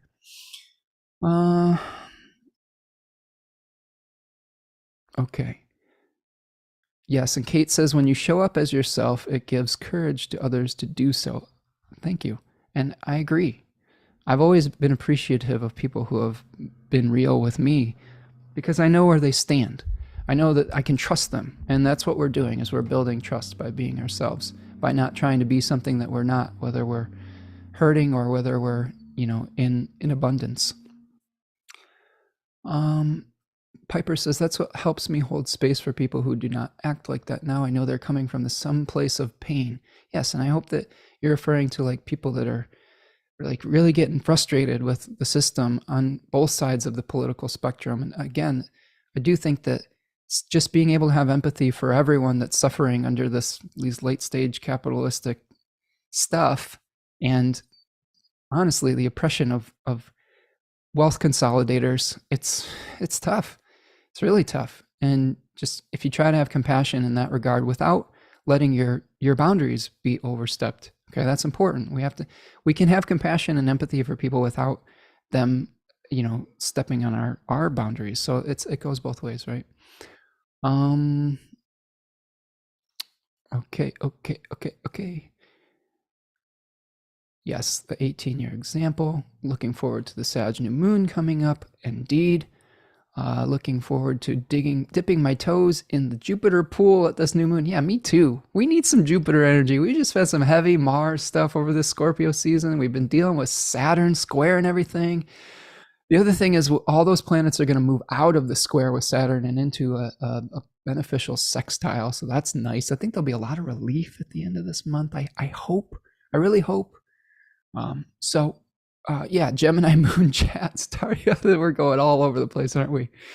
Water Tri Muse says, I love Steve Perry. Yes, me too. Steve Perry is great. Steve Perry is one of those voices, just like Whitney Houston. I did a lot of cover songs when I was a professional musician. I just love covering tunes. Maybe it's the moon reflecting light, right? Absorbing someone's light and reflecting it back out. But I did a very wide variety of covers. And there are a few artists where you just cannot, they're uncoverable. And Steve Perry and probably Whitney Houston are two of the uncoverables where you just cannot do what they did. Like I could match, I don't know, some other artists that a little bit more faithfully, but trying to do, and there's another song by Journey, Faithfully, but trying to do Steve Perry is like, nah, there's only one Steve Perry. There's only one Whitney Houston. So yes, transcendent, otherworldly talents. And I'm a child of the 80s. And in the 80s, those super high male tenor voices were really popular at that time. And it's just like, that was the voice of my childhood was those super high tenors like Steve Perry, like the singer from Boston, Brad Delp, Toto, all those bands that had these screaming tenors that were just otherworldly. I just love it. Castle Rock is talking to Piper. We're talking more about Taurus and Gemini. Sandra, hello Sandra, says, I'm a Taurus sun and ascendant. My moon is in Scorpio, 1 degree conjunct Pluto. Nothing special has happened yet during these eclipses. Well, buckle up because the moon and Pluto were very close to the new moon solar eclipse at 2 degrees of Scorpio. I would say, Sandra, over the course of the next few months, just take an inventory of some forms that may need to be released in your life. Things that are no longer serving you, some things that brought you vitality potentially in the past, but now you may be hanging on to something that isn't serving you anymore, and it's okay to let go. Once we let go of forms that aren't vital anymore, that frees up the essence that is eternal to find a new goal, a new form, because that's what life is. It is essence continually changing and finding form. Form arises and consolidates into something solid, and then it pulls apart. This is what aging is. We grow and then we fade, and that's what everything does on this planet. It's interesting. It's not easy, but when we come into alignment with it, we can appreciate it as a beautiful thing as well. Stephen says, we don't need to be the political polarization. Be the light. Yes, I agree. Although I will say, it is important to speak up for those that are vulnerable. I don't want to spiritually bypass politics on this channel. I try to engage as much as I can without creating a climate of disagreement. I don't know how to say it. But I do think that there are some serious things. There's some serious authoritarianism in the world that needs to be called out and recognized and discarded. And I also think there's a really, really dangerous rise in things like anti-Semitism and things of that nature that I think I have no tolerance for whatsoever, absolutely zero. So we can speak strongly, like truth to power on that level, right? Where we can denounce things that are abjectly evil. But at the same time, we can make that shift and say, well, instead of seeing all of that, what do we really want? We would like to get along. Like I said earlier, we all just, I think deep down inside, most of us just want to live a peaceful life where we can be ourselves and have enough to eat and have a roof over our head and be able to pursue some of our interests. And nobody's going to take that away from you just by being different than you. Okay? Seriously. All right. Looking through the chat, so many good chats. This is the most Gemini moon. I chose today because the moon was making a contact with my natal Venus in Gemini in the 11th house. So this is what you're getting, a moon Venus conjunction version of myself today. And I'm trying to parse my way through the conversations between you all in the chat and the ones that I need to comment on. So that's why it's taking me a little bit sometimes. Piper says, we need our Congress to step up and do their job and create legislation RBG said was needed, but none of them seem willing. Yeah, I like Ruth Bader Ginsburg, and I'm sad that she died. I'm also sad that she didn't like pass on her torch before she died to someone who might be able to carry on her stuff. Like I appreciate this is something I talk about with my partner. It was like, at a certain point, you should have known that you were like 90 years old and be like, it's time for me to step down and allow someone to that is in this has similar values to me to be appointed. But that's what happened. So now we deal with whatever it is. Castle Rock says, feel differently because these eclipses are in fixed signs. The 6-month rule applies. Be careful what you wish for. Be intentional about what you're inviting in. Yes, I agree with that. Water Trine Moose, you have a great voice, but yes, Steve Perry is very difficult. When you hear me sing on this channel, I'm not warmed up, okay? but yes, Steve Perry is like really, otherworldly. And for those of you who have never heard me in my element, go over to Spencer Michaud Music, which is a channel on YouTube, and you can see me at the peak of my powers. I used to say that I'd like to do Olympian type singing, but I don't know. I'm not defending my voice or anything. I'm just kind of, Steve Perry is great, is what I'll say. Very difficult. Oh yes, Piper says Jeff Tate from Queensryche is that way too, just not coverable. Yes, Queensryche is an awesome band. That song Silent Lucidity, I've told people, I was like, just play that one when I'm on my deathbed and about to transition into whatever the next life is. I could listen to that song over and over and over again. It's so beautiful. Such a beautiful song. It's so peaceful. I love that song. So good call, Piper. Khadija, regarding high-pitched male singer in the 80s, can't forget Prince. Yes, Prince had awesome range. I love Prince. Yep, he's one of my favorites. Love Prince. Everybody loves Prince, the purple one. Castle Rock says the 6-month rule applies for all eclipses. Solar eclipses can reverberate much longer. Yes. They're big chapter markers, right? Piper says open dialogue is always welcome, even when I disagree with anyone. I agree. We've lost that ability, haven't we? The ability to talk to one another without it devolving into name calling, finger pointing, demonization, projecting of shadow. I wish we could bring that back, or we could have healthy debate. There's plenty of people in my life that I love that believe things differently than me, and it's been harder and harder to talk to them. But I still try, and I still try to keep the dialogue open, because even with my own family and my parents, like my dad is he thinks he's liberal, but sometimes he has a blind spot, just as we all do on some level.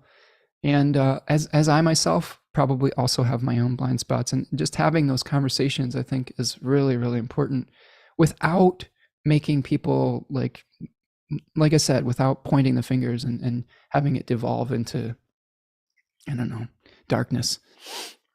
Just come from love. Just come from wanting to alleviate the suffering of others. And sometimes we have to suck it up a little bit and feel uncomfortable with those conversations, right? To be able to alleviate the suffering of the most vulnerable people. Sometimes we have to take a good hard look in the mirror and really deal with some extreme discomfort. And I think that I've gone through that at various points in my life, and I think it's really important to allow yourself to do that without getting so defensive. You know what I'm saying? Like, you don't have to be defensive to learn something new. You just have to open your heart, open your mind, and just try to see things from someone else's perspective. Steven says, Luther Vandross. Yeah, Luther's great too. Love Luther. Prince is Khadija's favorite artist of all time. The song that comes on my radio station that I have a radio station. Khadija, this is good. I'll tell you a little story. So since I grew up in the early 80s, and I'm a Cancer, and I'm very nostalgic, my dad was always playing like those early 80s, like, kind of soft rock type stuff. Like he had all sorts of stuff. He had Stevie Wonder and like, Ambrosia. You remember Ambrosia? I'm sure that there was some Prince thrown in there on some level. Michael Jackson, also all different phases of Michael Jackson, Jackson 5, and you know, uh, oh man, Shaka Khan and all those folks. And the one thing that comes on, the Prince song that I like that comes on is I want to be your, is it I want to be your lover? You know what I'm talking about? It's like, I want to be your lover. It sounds very much like a band that I like from Michigan called Wolfpack, Vulfpeck. They were huge like Prince fans. I want to be the only one you do. Like, so sorry. Yeah, that song's great. And Wolfpack has done a really nice job kind of like, keeping that sound alive on some level. Okay. Let's see. Finally a question. Here we go. Tarya says, what do you think? Will the eclipses be stronger or more important when you have the sun or moon as Time Lord in perfection? I'm in a Leo year. I think it depends on the eclipse. I think that's a good question. I think that it depends on which of the lights is being eclipsed. A new moon solar eclipse is the moon kind of or swallowing up the sun. Okay, the dark moon is blocking out the light of the sun. So in that case, I would probably say that you might feel it on your sun more. Whereas the full moon lunar eclipse is where the sun is, occulting the moon and you're seeing that blood red color. So you might feel that more in a lunar fashion, which is crazy for me because I have a lunar eclipse exactly on my moon. So we'll see. I don't know what's going to happen. All of the events I've been kind of hinting at have not transpired yet. So again, it isn't going to be one like big event. It's going to be things that are unfolding over time. But yes, it's very interesting. If you do have the sun or the moon as your Time Lord for the year, eclipses are big omens that will speak. Okay. Roger Hodgkins, You Were a Friend of Mine is my funeral song. Roger Hodgkins. Tell me, what band is he from? Sorry. That's a name that is slightly unfamiliar to me. I feel like that's the guy, that's not the guy from Supertramp, is it?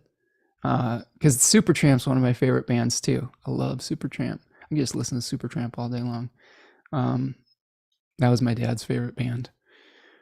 I'm a fan of 80s music over 70s, yet I love Karen Carpenter. Ooh, that's another good call with just a beautiful voice. Karen Carpenter's voice is just so pure. Such a pure tone. Love it. Piper says, I think it started when people I know in my childhood where like you can't discuss religion, politics, and money with people. It's sad to me. I'll talk about anything. Yeah, it is tough to have discussions. Although pick your time and pick your situations, I think is the thing. Like there's a time for those difficult decision or talks. I think there's other times where just letting bygones be bygones is appropriate. It's hard to know what's what. I think it's, we've got Thanksgiving coming up. That's usually a time where people feel empowered by all the Sagittarian, Jupiterianness to fire off their opinions, or their beliefs, and that can cause conflicts. I prefer at Thanksgiving to just lean into just celebrating being together and the beautiful food and abundance that we have when we come together. That to me is, Thanksgiving is one of my favorite holidays, mostly just because I love to eat. I don't think it's an awesome historical holiday. I think there's a lot of illusion that we've accepted as Americans with Thanksgiving. There was a lot of crappy stuff that happened around that. But I do like getting together and sharing a meal with people. And if you want to just call it, gratitude turkey day, I'm into that. Like I think there's something beautiful about just sharing and feeling grateful for something. Wouldn't that be a much better way to have a discussion around the dinner table at Thanksgiving? Is how about we just share things that we're really grateful for and that we love about each other and we love about the world, and just leave all the stuff that we're upset about aside for a day, even for a day, just to come together to express how much we care about each other while we still have time, because don't take that time for granted. I can tell you from experience. Okay. I'm looking through the chat. This is an active chat. You all are awesome. I love it. Love this. I love that I've started something with talking about music here. Like, Castle Rock says, I shed a few tears, more than I care to admit, when Olivia Newton-John passed. Yes. Another part of our early experience, right? Yes, a beautiful soul. Jupiterian Stephen, the one thing my dad gave me was the music. We listened to music all the way back to the Platters. Ooh, that's a good one. I love music. Me too.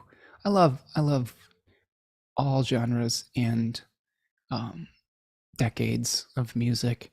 This is what, when you have Venus and Gemini, you're just like, oh, that's great. How about this? Oh, that's really great. I think that the only thing that as I age, has been tougher for me to digest is really, really loud and angry music, because it just riles me up. I used to love it when I was a teenager and when I was in my early 20s.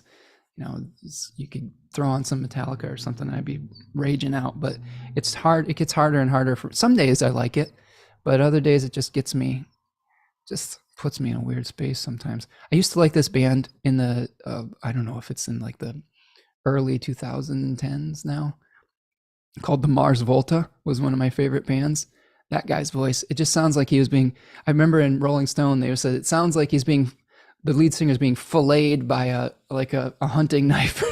I was like, yeah, but it was just so really unique the way that they expressed. It was very dark music, but back when I partook in herbal refreshment back in the day, you'd put that album on and my mind was just blown.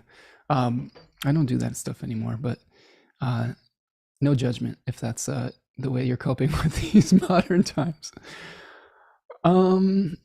Let's see.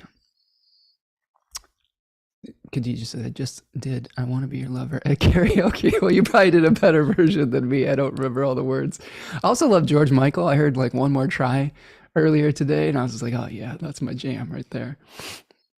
My dad used to listen to Billy Joel and Elton John, and the Alan Parsons Project is one of my favorites. I'm really getting into Ambrosia lately. Make a wish, baby. And all that like Michael McDonald, like Doobie Brothers stuff, where it's like, oh, it's easy listening, but it's really complicated. Like Kenny Loggins and all that crap. I really, really, really like Michael Jackson too. I like late 70s Michael Jackson quite a bit.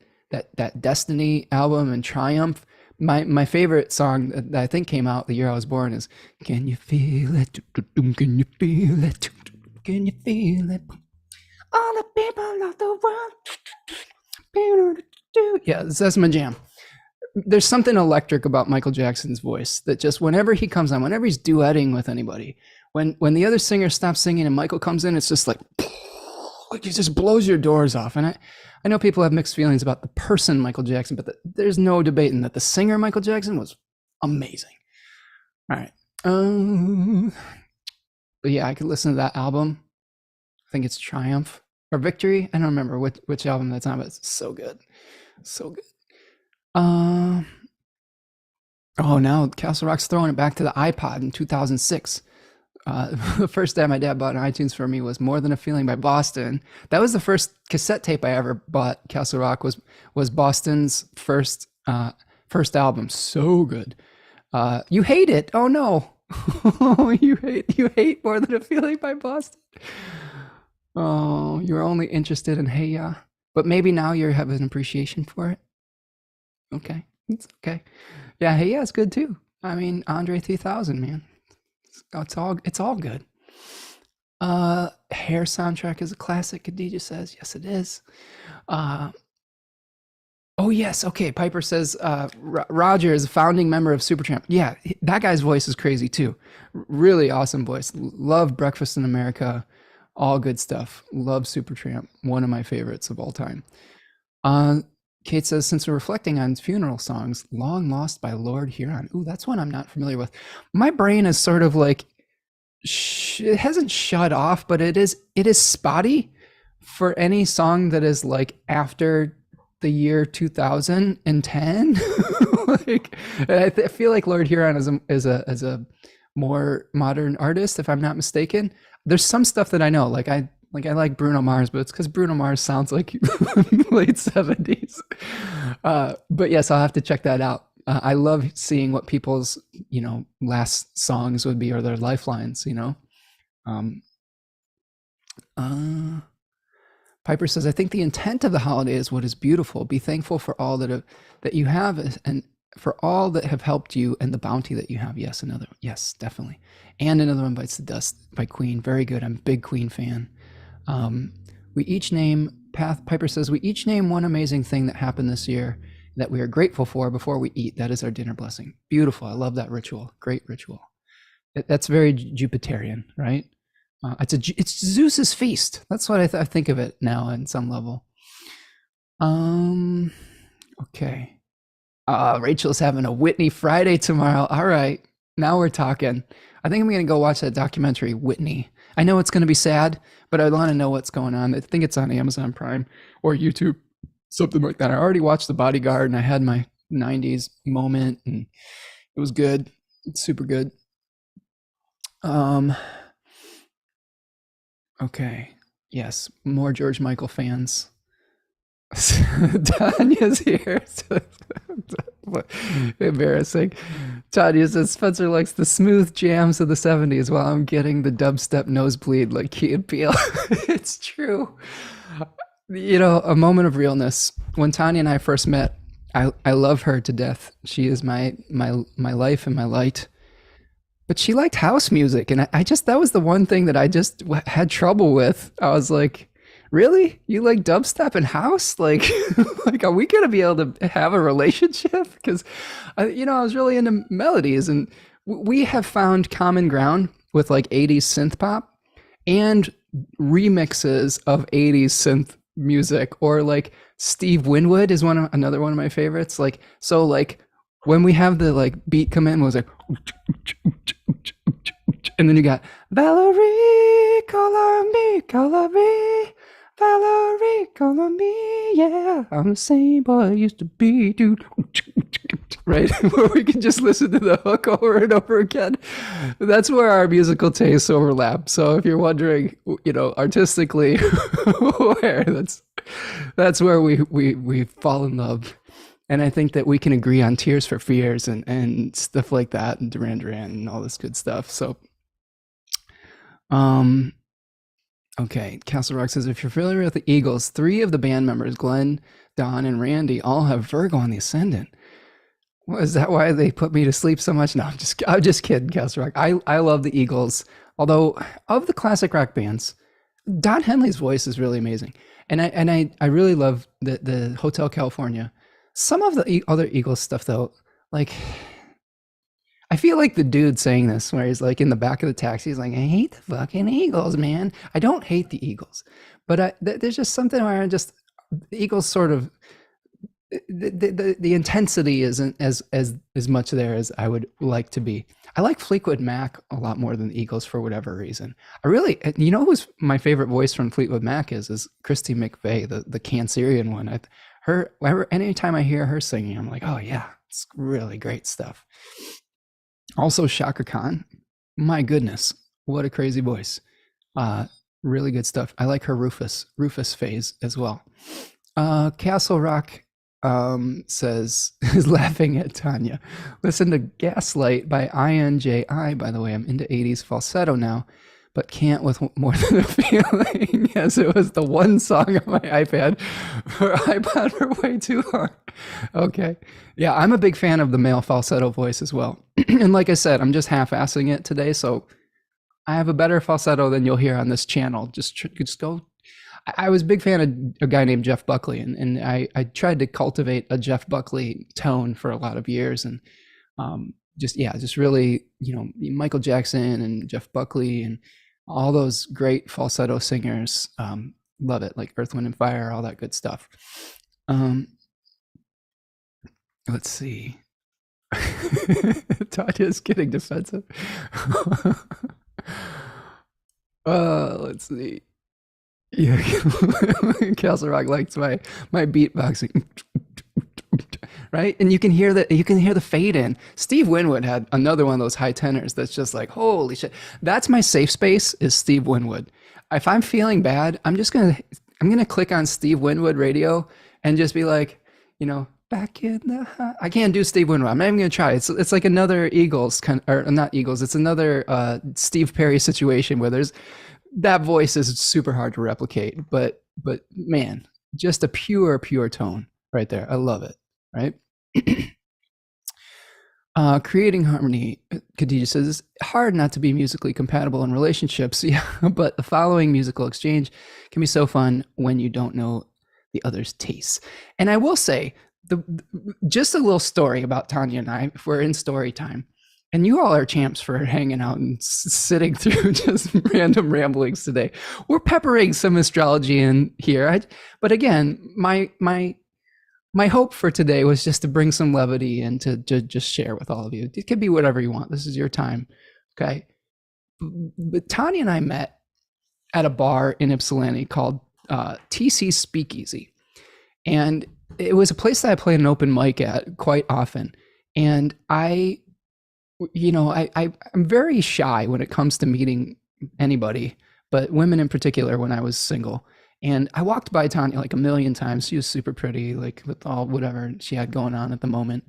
And, finally a friend like kind of introduced us. She was talking to a friend of mine, and I kind of like, wedged my way into the conversation. I think she said something to me first, because I don't think I initiated the conversation. She's a Sagittarius, so she wasn't afraid of me, more bold, I guess. And so we were talking about astrology and talking about, just all the things that we liked and sharing suffering, because we're both 12th house suns. If you ever have two 12th house suns that meet each other, immediately they'll be like, oh yeah, well, yeah, this person died, and yeah, this super difficult situation happened, and you bond over your shared suffering. But then it was my turn to go up on stage and perform. And that night, the favorite song that I like to do at those open mics at the time was Belle Biv DeVoe's Poison on acoustic guitar. And that was actually the first hip hop tape that my dad bought me at age 11 in 1992. He had no idea what he was getting me into.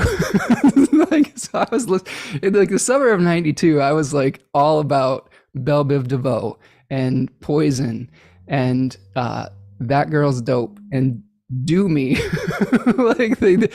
don't think that my dad really understood that I was like, do me, baby, bopping out 11, smack it up, flip it, rub it down. Oh no. He had no idea and I don't even think I understood what I was listening to. But yeah, I think that was what endeared me to Tanya that night, was doing Belle Biv DeVoe's Poison. Poison, yeah, moving it slow. Looking for a mellow fellow like Michaud, getting paid late, so better lay low. Scheming of hearts might end the whole show. The low pro hoe should be cut like an afro. But what you saying, hon? She a winner to you, but I know she's a loser. How do you know? Me and the crew used to do it. Poison. So, this little, I don't know. Just today we're trying to have some fun with music. I can remember every single lyric that's just burned into my brain with that song, because I wore that tape out. So, friends, any more astrology questions before, or are we just going to keep reminiscing on music for a little while? And we can do whatever. And Piper says, today has made my heart so much lighter. Yes, that was my goal for the day. Let's just share an experience together, share some memories, and get away from just this heavy eclipse energy with just this polarizing political junk. Let's just share the things we love. If that's all we accomplish today, whew, hallelujah. We've done good work today, friends. Okay. Yes, Fleetwood Mac is so good. They're using that on commercials now. What is that commercial? That car commercial that they do? I think it's "You Make Loving Fun," but I don't know if that's exactly what it was. But yeah, some good stuff. Tanya says, "I'm bold like that." We'll work on getting Spencer on TikTok. Can you do music on TikTok? Can we be like, at some point? Can we be like could this be like a DJ show where we'll just listen to some tunes together, and then in between we'll share our astrological stories or something? That's like part of my dream type of thing too, where we could just bring music into it and share the experience. If all of you would like, I'm going to start sharing my jam of the week in my newsletter. So sign up for the newsletter if you want the jam of the week. I'll probably put Whitney Houston in the next one. But yeah, follow me on Instagram if you want to see some other things I like. It's mostly cats, but sometimes I'll share some music that I dig and some cool nature stuff that I see. I don't share my face too much on there. I feel like you get my face enough here, and I feel a little bit like, oh, you want some more pictures of me? You know, you get plenty of that here. Okay. Oh yeah. Castle Rock is born. You're born in the fall of 92. Oh man, I'm so old. I was born in 1980, friend. Peak grunge and steampunk vibes. So yeah, in 92, I had Belle Biv DeVoe was on the hip hop side of things. And I was, I had Pearl Jam's 10 and Soundgarden, and, Beck had just released his like first album. And then I was into Danzig. Like whenever that song Mother came on, I was like, I was just get really into Mother, and then, I think Weezer's first album came out not too shortly after that. And like, there was just all sorts of great stuff. The grunge, it was an interesting time for music. There was hip hop, there was grunge, there was a new alternative kind of sound coming out, just all that jangly. I also have a soft spot in my heart for like female like 90s singers that have little like baby voices, and I'm thinking of like the Cardigans and like Sixpence None the Richer and Natalie Imbruglia, like all those people. I also, and the Sundays, like all that stuff I have a super soft spot in my heart for too. Yeah, so you're getting all of my different taste paths here today. Okay. Really expanding into the trampolining, stretching, DJing, a proper polymath channel. Yes, Rachel. That is one of the things that I have always aspired to be, is a Renaissance man, or polymath is a better word for it. So we're going in all those directions today. Caroline has a question. Do you really have to use whole sign houses system with Hellenistic theory? Don't you think the Greeks used whole houses because not everybody had a clock and sundials and only work when the sun is out? That is a great question, Carolyn. I think that is a good point about whether they used it because of a less accurate time measurement. Although I will say, I think we take for granted that they actually probably knew how to tell time pretty well around that time, especially because of the fact that cultures as far back as ancient Egypt would use the rising and setting of constellations to tell time during the evening hours as well. So I do think that we sometimes think that they were a little bit more primitive than they actually were at that period of time. I will also say that there were multiple house systems that were used in Hellenistic times. Vettius Valens speaks about porphyry houses, and there is also literature about equal sign houses. So I would explore that more. I do think that you use whole sign houses for topics in a birth chart. You use things like porphyry houses and equal houses, maybe, but more so porphyry, to find planetary strength as far as its contact with an angle. So, and those were used to calculate length of life techniques, which I have limited experience with, but I think I'm going to be doing more of this type of thing as I get further on in Demetra George's Volume 2 book. So yes, I hope that answers your question. But if you want to experiment with other house systems, by all means, go for it, because I think that, again, a chart is an oracular space. And I think that whatever you entrain yourself to, the chart is going to speak to you through that medium. And some people may disagree with me and want there to be more of a universal truth. This really frustrated me when I started learning Hellenistic astrology. I was like, this has to be the one right system, doesn't it? There has to be one capital T truth, doesn't there? And it just doesn't work that way, unfortunately. And it was very frustrating, I think. But I do think that if you're able to consistently reproduce your technique, whether it's tossing sticks on the sidewalk or looking at the poop of a bird or something, if you can consistently reproduce the technique, you can get oracular messages, because I do think that the divine will sort of maybe shift to speak to you in that regard. And in that regard, I have entrained myself to music. I use my Pandora radio station as an oracle all the time. I send Tanya pictures of the first song of the day all the time. I was like, look, it's a message for the day. Trying to figure out what the message today was. Today, what did I have? I sent Bjork's Human Behavior came on. I love Bjork. And Human Behavior came on during the election when we were talking about all these different things about how human beings are trying to work through the challenges of these times. And Human Behavior came on, and we were saying to each other that there's definitely no logic in human behavior. And I was like, yeah, why would people vote against their own interests? There's no logic in that. Human Behavior came on. So songs can be oracles for sure. I love doing that. Okay, let's see. So music can be as controversial as politics. Yeah, it can be. And music can be that's for sure. Music can be a revolutionary act. It can also, when people get really upset about their music, they can get really fired up about it. But again, what difference does it make if someone doesn't like a band that you don't like, or if someone likes a band that you don't like? It's not worth fighting over. Just let them go fucking listen to their music, and you go listen to yours. That's a lesson we should take into our politics on some level, right?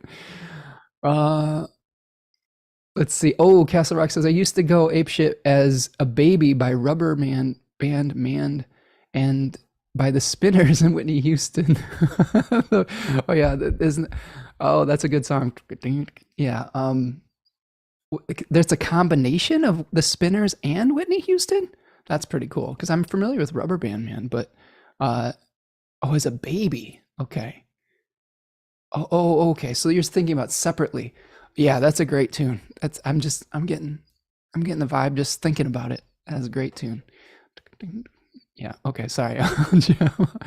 What's Going On as a jam. That's another song that I covered at one point in my musical career. Creating Harmony says, question. That is also just, whenever someone says question, all I can think of is like that late 90s thing with question. Why is it?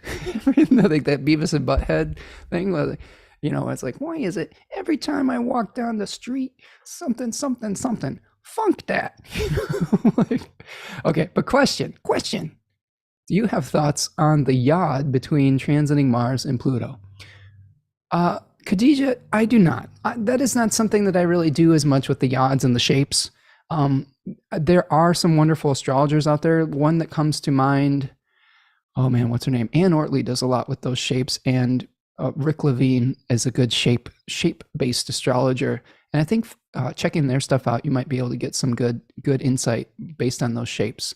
I do think that there's relationships with aspects with planets, but do I think there's anything super special about the other shapes that they make? Maybe. I'm not saying there isn't. I'm just saying it's not something I've explored in depth, so I can't speak to it with any sort of authority. Rachel says, I love that you have room for all those artists on your playlist. I have a wide variety of interests. Um, when I was young, when I was in college, I came up in the Napster era where I could just start downloading stuff, and I would just download. I just needed to download anything that I thought would be important to my musical education. And I taught songwriting at a community college for a long time. So what I would ask my students to do is make me a mix CD or tape or whatever of things they were into, because I'm like, I'm old. I'm stuck in the period of time between 1973 and 1992. So tell me what's hip. And, people would bring me stuff like Lake Street Drive was a cool band. Oh man, there's just other really cool stuff that I didn't have any awareness of that I really started enjoying when people would bring me new stuff. So yeah, educate me. I'm into it. I'm open-minded when it comes to it. Tanya is scampering off to do farmer's market things. She's actually at the farmer's market today. Hugs to you and everyone. You're all the best and the cutest. Yes, and support Tanya at Third Coast Mojo if you want to support some really cool magical root work stuff. She's got some really great oils like Jupiter, Mercury, and Venus oils. And there's more stuff coming. And Tanya is going to be interviewed by my other really good friend, Art of the Zodiac, CV Henriette, on Instagram on Saturday at like 10 a.m. So follow Tanya at Third Coast Mojo on Instagram, or at Tanya Andrews and Art of the Zodiac. And the two of them are going to be talking planetary magic surrounding Mars. So that'll be really cool and really fun. Tanya's kind of doing more stuff with her magical business. I'm really proud of her and been encouraging her to do that. And she's very wise and knows a lot of great stuff. So make sure you support her stuff and check out her oils and whatnot. A lot of those can shift your energy in positive directions if you need a little boost. And they're very reasonably priced, I think, too. Carolyn says, this has troubled me for a long time, Whole House. They knew how to tell time, but the astrologer's clients' parents didn't make note of exact birth time. Well, Caroline, one of the things that's really interesting, because one of the challenges of antiquity is that not everybody knew how to write. So I think that we didn't always have a transmission in that regard. And the other thing is that they didn't really do astrology for the lay person. Astrology was sort of, the tool of the kings, right? The tool of the elite class, I guess, on some level. So oftentimes we're going to get a birth chart for whether the king is going to succeed in his reign, but there's going to be less in that period of time, the Hellenistic period of time, of the common folk. That's why Vettius Valens' stuff is so valuable, because he just had stories of his own life just as an astrologer, not as a king, in that work as well. So yeah, it is frustrating, but a lot of things get lost during the translation through time. So we do the best we can piecing it together. But yeah, I agree. It would be nice if it was all super clear, but that's why we have to kind of utilize our own, pattern making brains and allow to fill in some of those gaps every once in a while. Kate says, how long do we have Jupiter in domicile? Thoughts on this? I struggle with the balance of positive and negative since Neptune Mars square. Yes, and Khadija says Jupiter is in Pisces until the 30th of December, and it turns direct at the next new moon on the 23rd of November. Jupiter and Pisces thoughts. Okay, let me break this down. And we've got some other good questions coming. I love that we're still rolling here. So especially the third decan of Pisces is related to the 10 of Cups. Okay, so the 10 of Cups is a Mars-ruled decan. But in the 10 of Cups, we see this like beautiful rainbow, this ephemeral thing with this idealistic, beautiful, happy family below. And there's literature about the 10 of Cups being related to a daimon or spirit called Elpis, which is translates roughly to hope, which is what is left underneath the rim of the jar of Pandora's box after she unleashes all the horrors onto the world. And that's what we're doing today, friends. We've had all the horrors of the world unleashed upon us, these maybe in the eclipse season. And maybe today we're just, embracing a little bit of hope and finding some gratitude and appreciation. That's what keeps us going. Discussing the things that we love, changing our vibration. And I think Jupiter in Pisces 3 is really reviewing what is it that we're willing to sacrifice for? What is it that we're willing to do to create this beautiful vision of our idealized time? How can we maintain hope even when our emotions are swinging wildly in different directions? I think Jupiter moving through Pisces, remember Jupiter was a demiurge. And a demiurge is a fancy word for like the creator god, right? He was begetting all these forms through his adventures with, with different mortals and gods and sexy times. Like he was bringing things into form, potentially even using the blueprint given to him by Kronos or Saturn. This is something that is explored in Charles Obert's book on the classical 7 planets. So if Jupiter is as a demiurge and a creator, in Pisces, it's creating in a yin fashion from a dreamscape rather than maybe through active journeying. So I think of Jupiter's time in Pisces in all decans as like, let's find our why, let's find meaning, and then let's start creating through our creative visualization process. Let's try to make the dream a reality, right? And sometimes you do that through your actions. Sometimes you do that through your acceptance. And I think that the last few weeks we have of Jupiter and Pisces, get really clear on your why. And what are you willing to stand up and fight for? What are you willing to sacrifice for? What are you willing to have hope for in the future? And how can you strike a balance between the realism of Saturn, really, in Aquarius, and the beauty of our idealistic vision? And how can you meet in the middle, maybe on some level, with that, coming to terms with what is necessary for reality while also not losing hope for the future? So I hope that helps Khadija. Oh, she says, sorry, Jupiter will be in Pisces until 12/20, which is Tanya's birthday. So poor Tanya, her solar return happens like the moment Jupiter moves into Aries, right? She doesn't get that beautiful domicile Jupiter in her solar return chart. Sorry, bud. Castle Rock says, Spencer, do you have or use a Spotify? I'm living for these recommendations, and your taste is giving me so much life. It's wild how music is something we simultaneously forget and remember. I do have a Spotify. I have my music on Spotify, but I don't use Spotify. I use Pandora. Is there a way to make a Pandora station public? Because I could do that. Or yeah, maybe I could start making playlists on Spotify. That might be cool. The Spencer Michaud Astrology playlist. That's a good idea. Like, because I've been trying to find ways to incorporate music into what I'm doing more here because I miss it. I miss this, like, let's just have joy about what we agree on, or let's turn each other on to something creative because it's a universal language. I miss that. And I want to bring that more into our experience here. While also talking about astrology and metaphysics and all of those things. So yes, that's a great idea. Rachel Fletcher says, I have successfully used Placidus with some Hellenistic techniques, but I do use whole sign system as well. It's definitely been fun to test the theory with other house systems. Yeah, play with it. Don't get so rigid, right? Just test it out. One of the things, the best thing you can do with your astrology or any type of divinatory practice is to test it out and see what works and what doesn't. And then trust your gut, okay?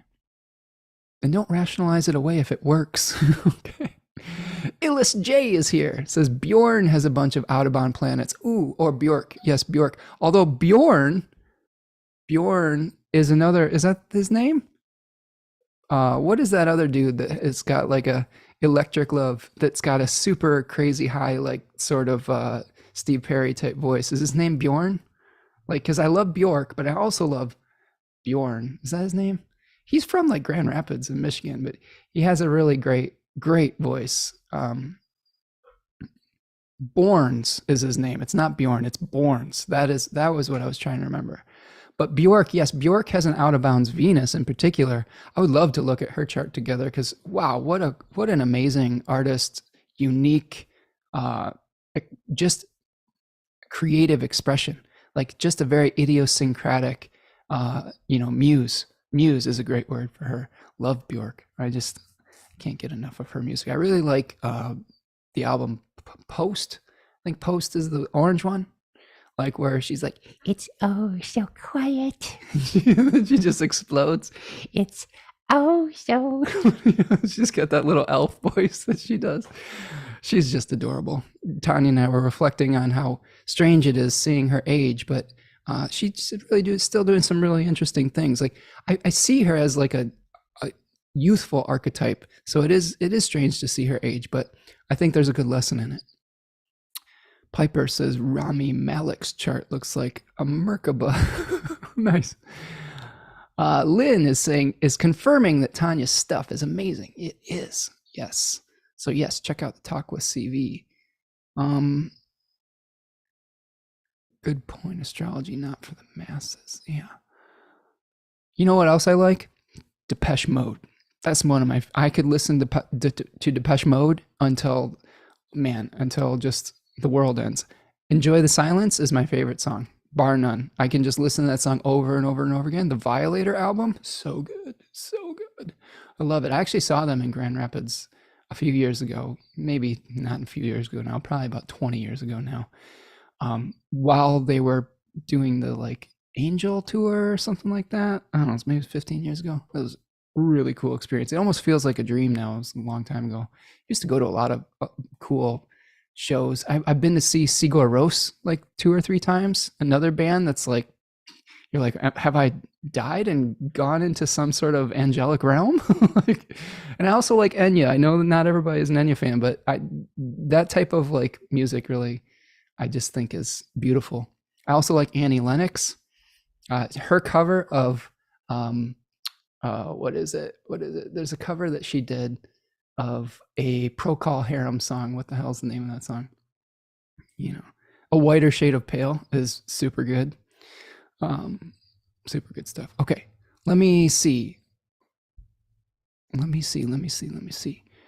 Coast Mojo Venus oil is so great. Yes, it's good stuff. And there's going to be a new thing released pretty soon. The both the Wisdom of Solomon oil and the Master Key that are part of the Mercury and Virgo series are coming out soon. Really cool stuff. I've been wearing that quite regularly. Okay. Bonnie says, yes, you're still going. Had to jump off for a client.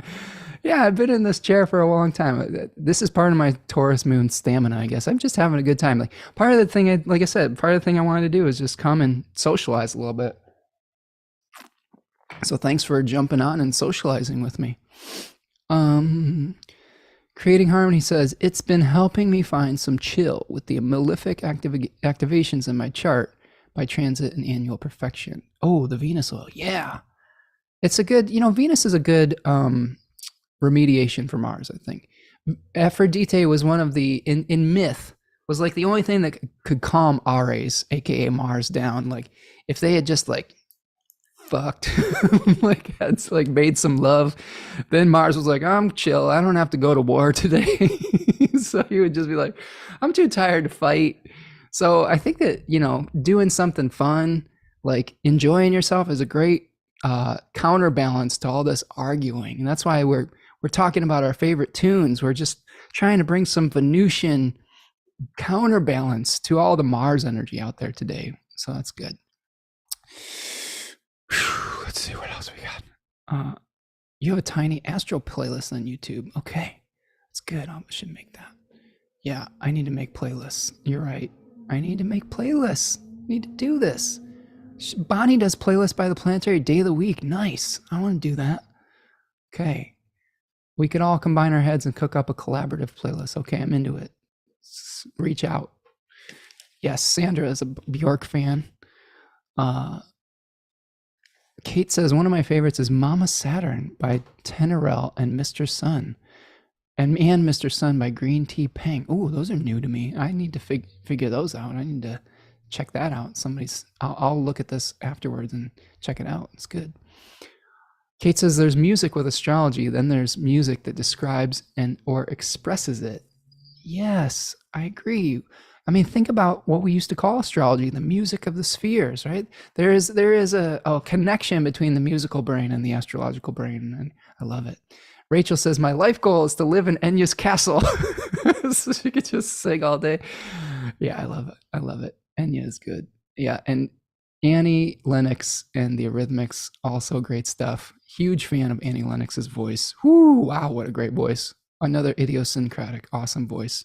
Broken Glass, good stuff. Here Comes the Rain Again. Check out her cover of Whiter Shade of Pale. It's really awesome. Yeah, I like 60s stuff too. I like the Beatles. I think I like it all. You know, I love the Beatles. I grew up listening to the Doors and Led Zeppelin and all that stuff. And you know, I love Michael Jackson, the Jackson 5, Motown music, Stevie Wonder, Al Green. What else?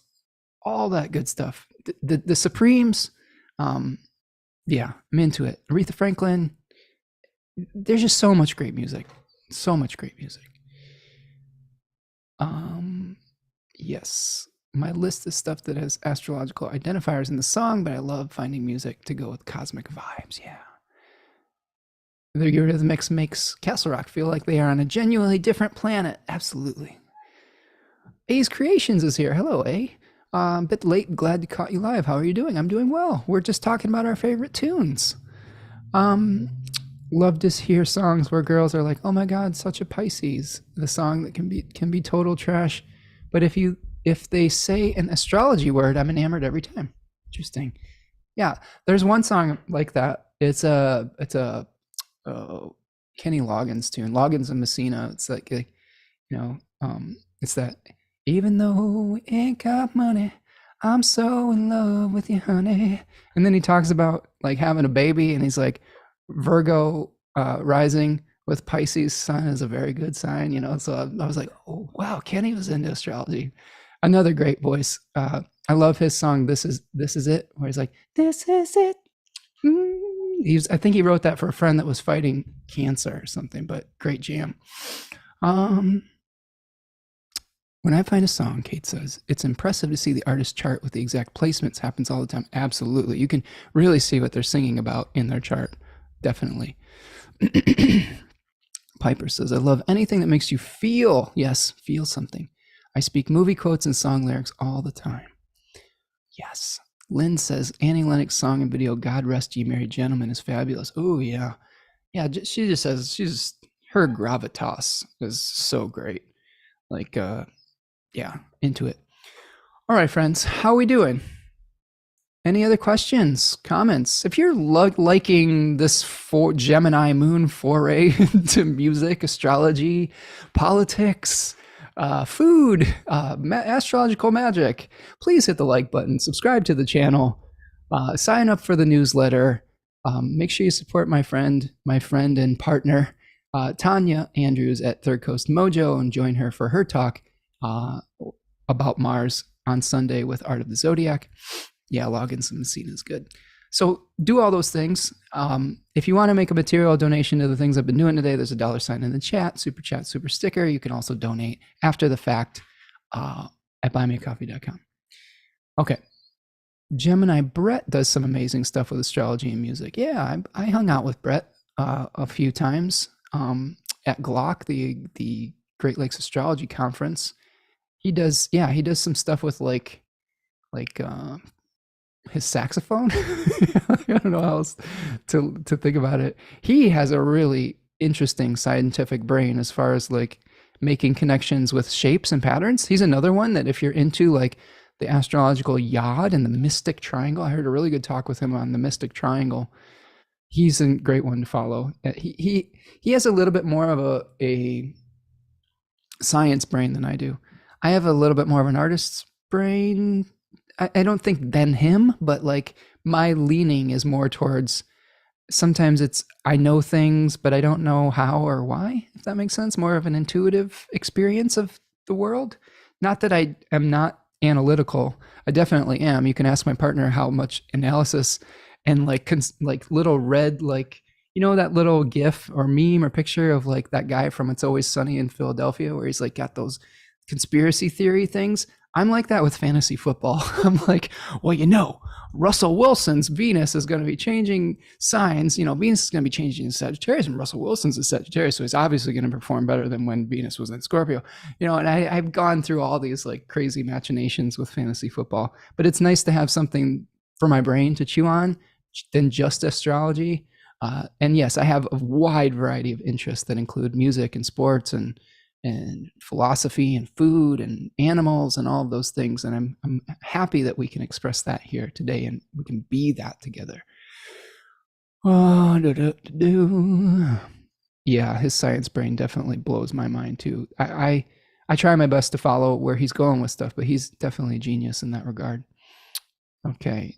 Khadija says, Drake is one of my favorite examples of undeveloped Scorpio energy.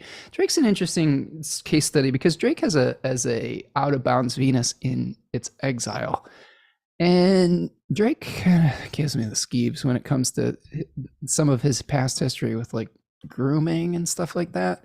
I think that in Drake's defense, if we can call it that, I think that one of the things about an out of bounds Venus is they don't follow society's expectations when it comes to what relationships are appropriate and which ones aren't.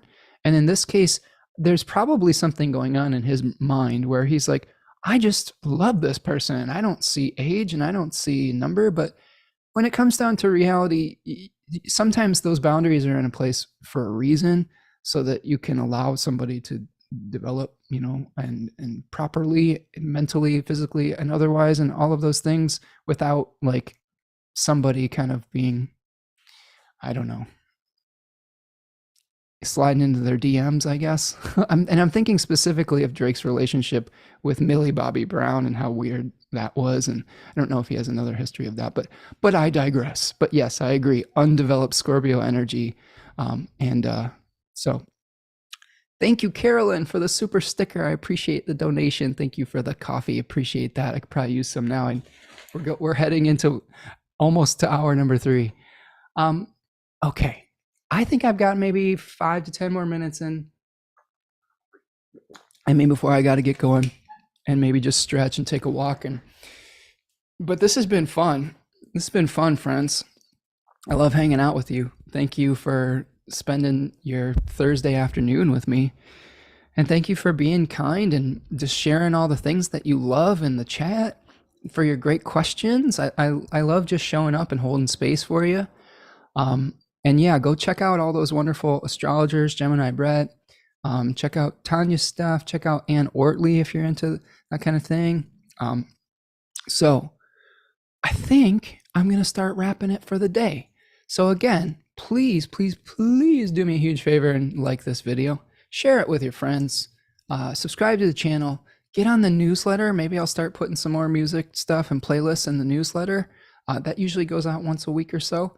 I am going to have a guest, hopefully, if I can lock it down next week, probably Friday during the day, to talk about the new moon in Sagittarius. And I'm not going to announce it until I get it rolling, but I've got someone really cool in mind that is very knowledgeable and wise and a really cool person. So I think you all will be excited about hearing from them. Okay, so that is what I've got, friends. Go listen to some music, dance a little bit, move your body, go get out in nature, try to shake off some of the heavy vibes from this eclipse and from all the I don't know, whatever energy is in the air. And remember, please, please, please, just be kind to one another. It's not that hard. Be kind to one another at Thanksgiving. Be kind to one another post-election season. Be kind to one another in your daily practice. Be kind to the people that are you're closest to. Those are the people that are it's easiest to like be dicks to, because we're like, oh, they love us, we can be jerks. Don't do that. Appreciate the ones you love, but also be kind to yourself. Don't beat yourself up if you're not having the best day. We all fall short of the glory sometimes, and this too shall pass. So hopefully we put out some beauty into the world today, and I will see you all the next time. Take care, my friends. Peace.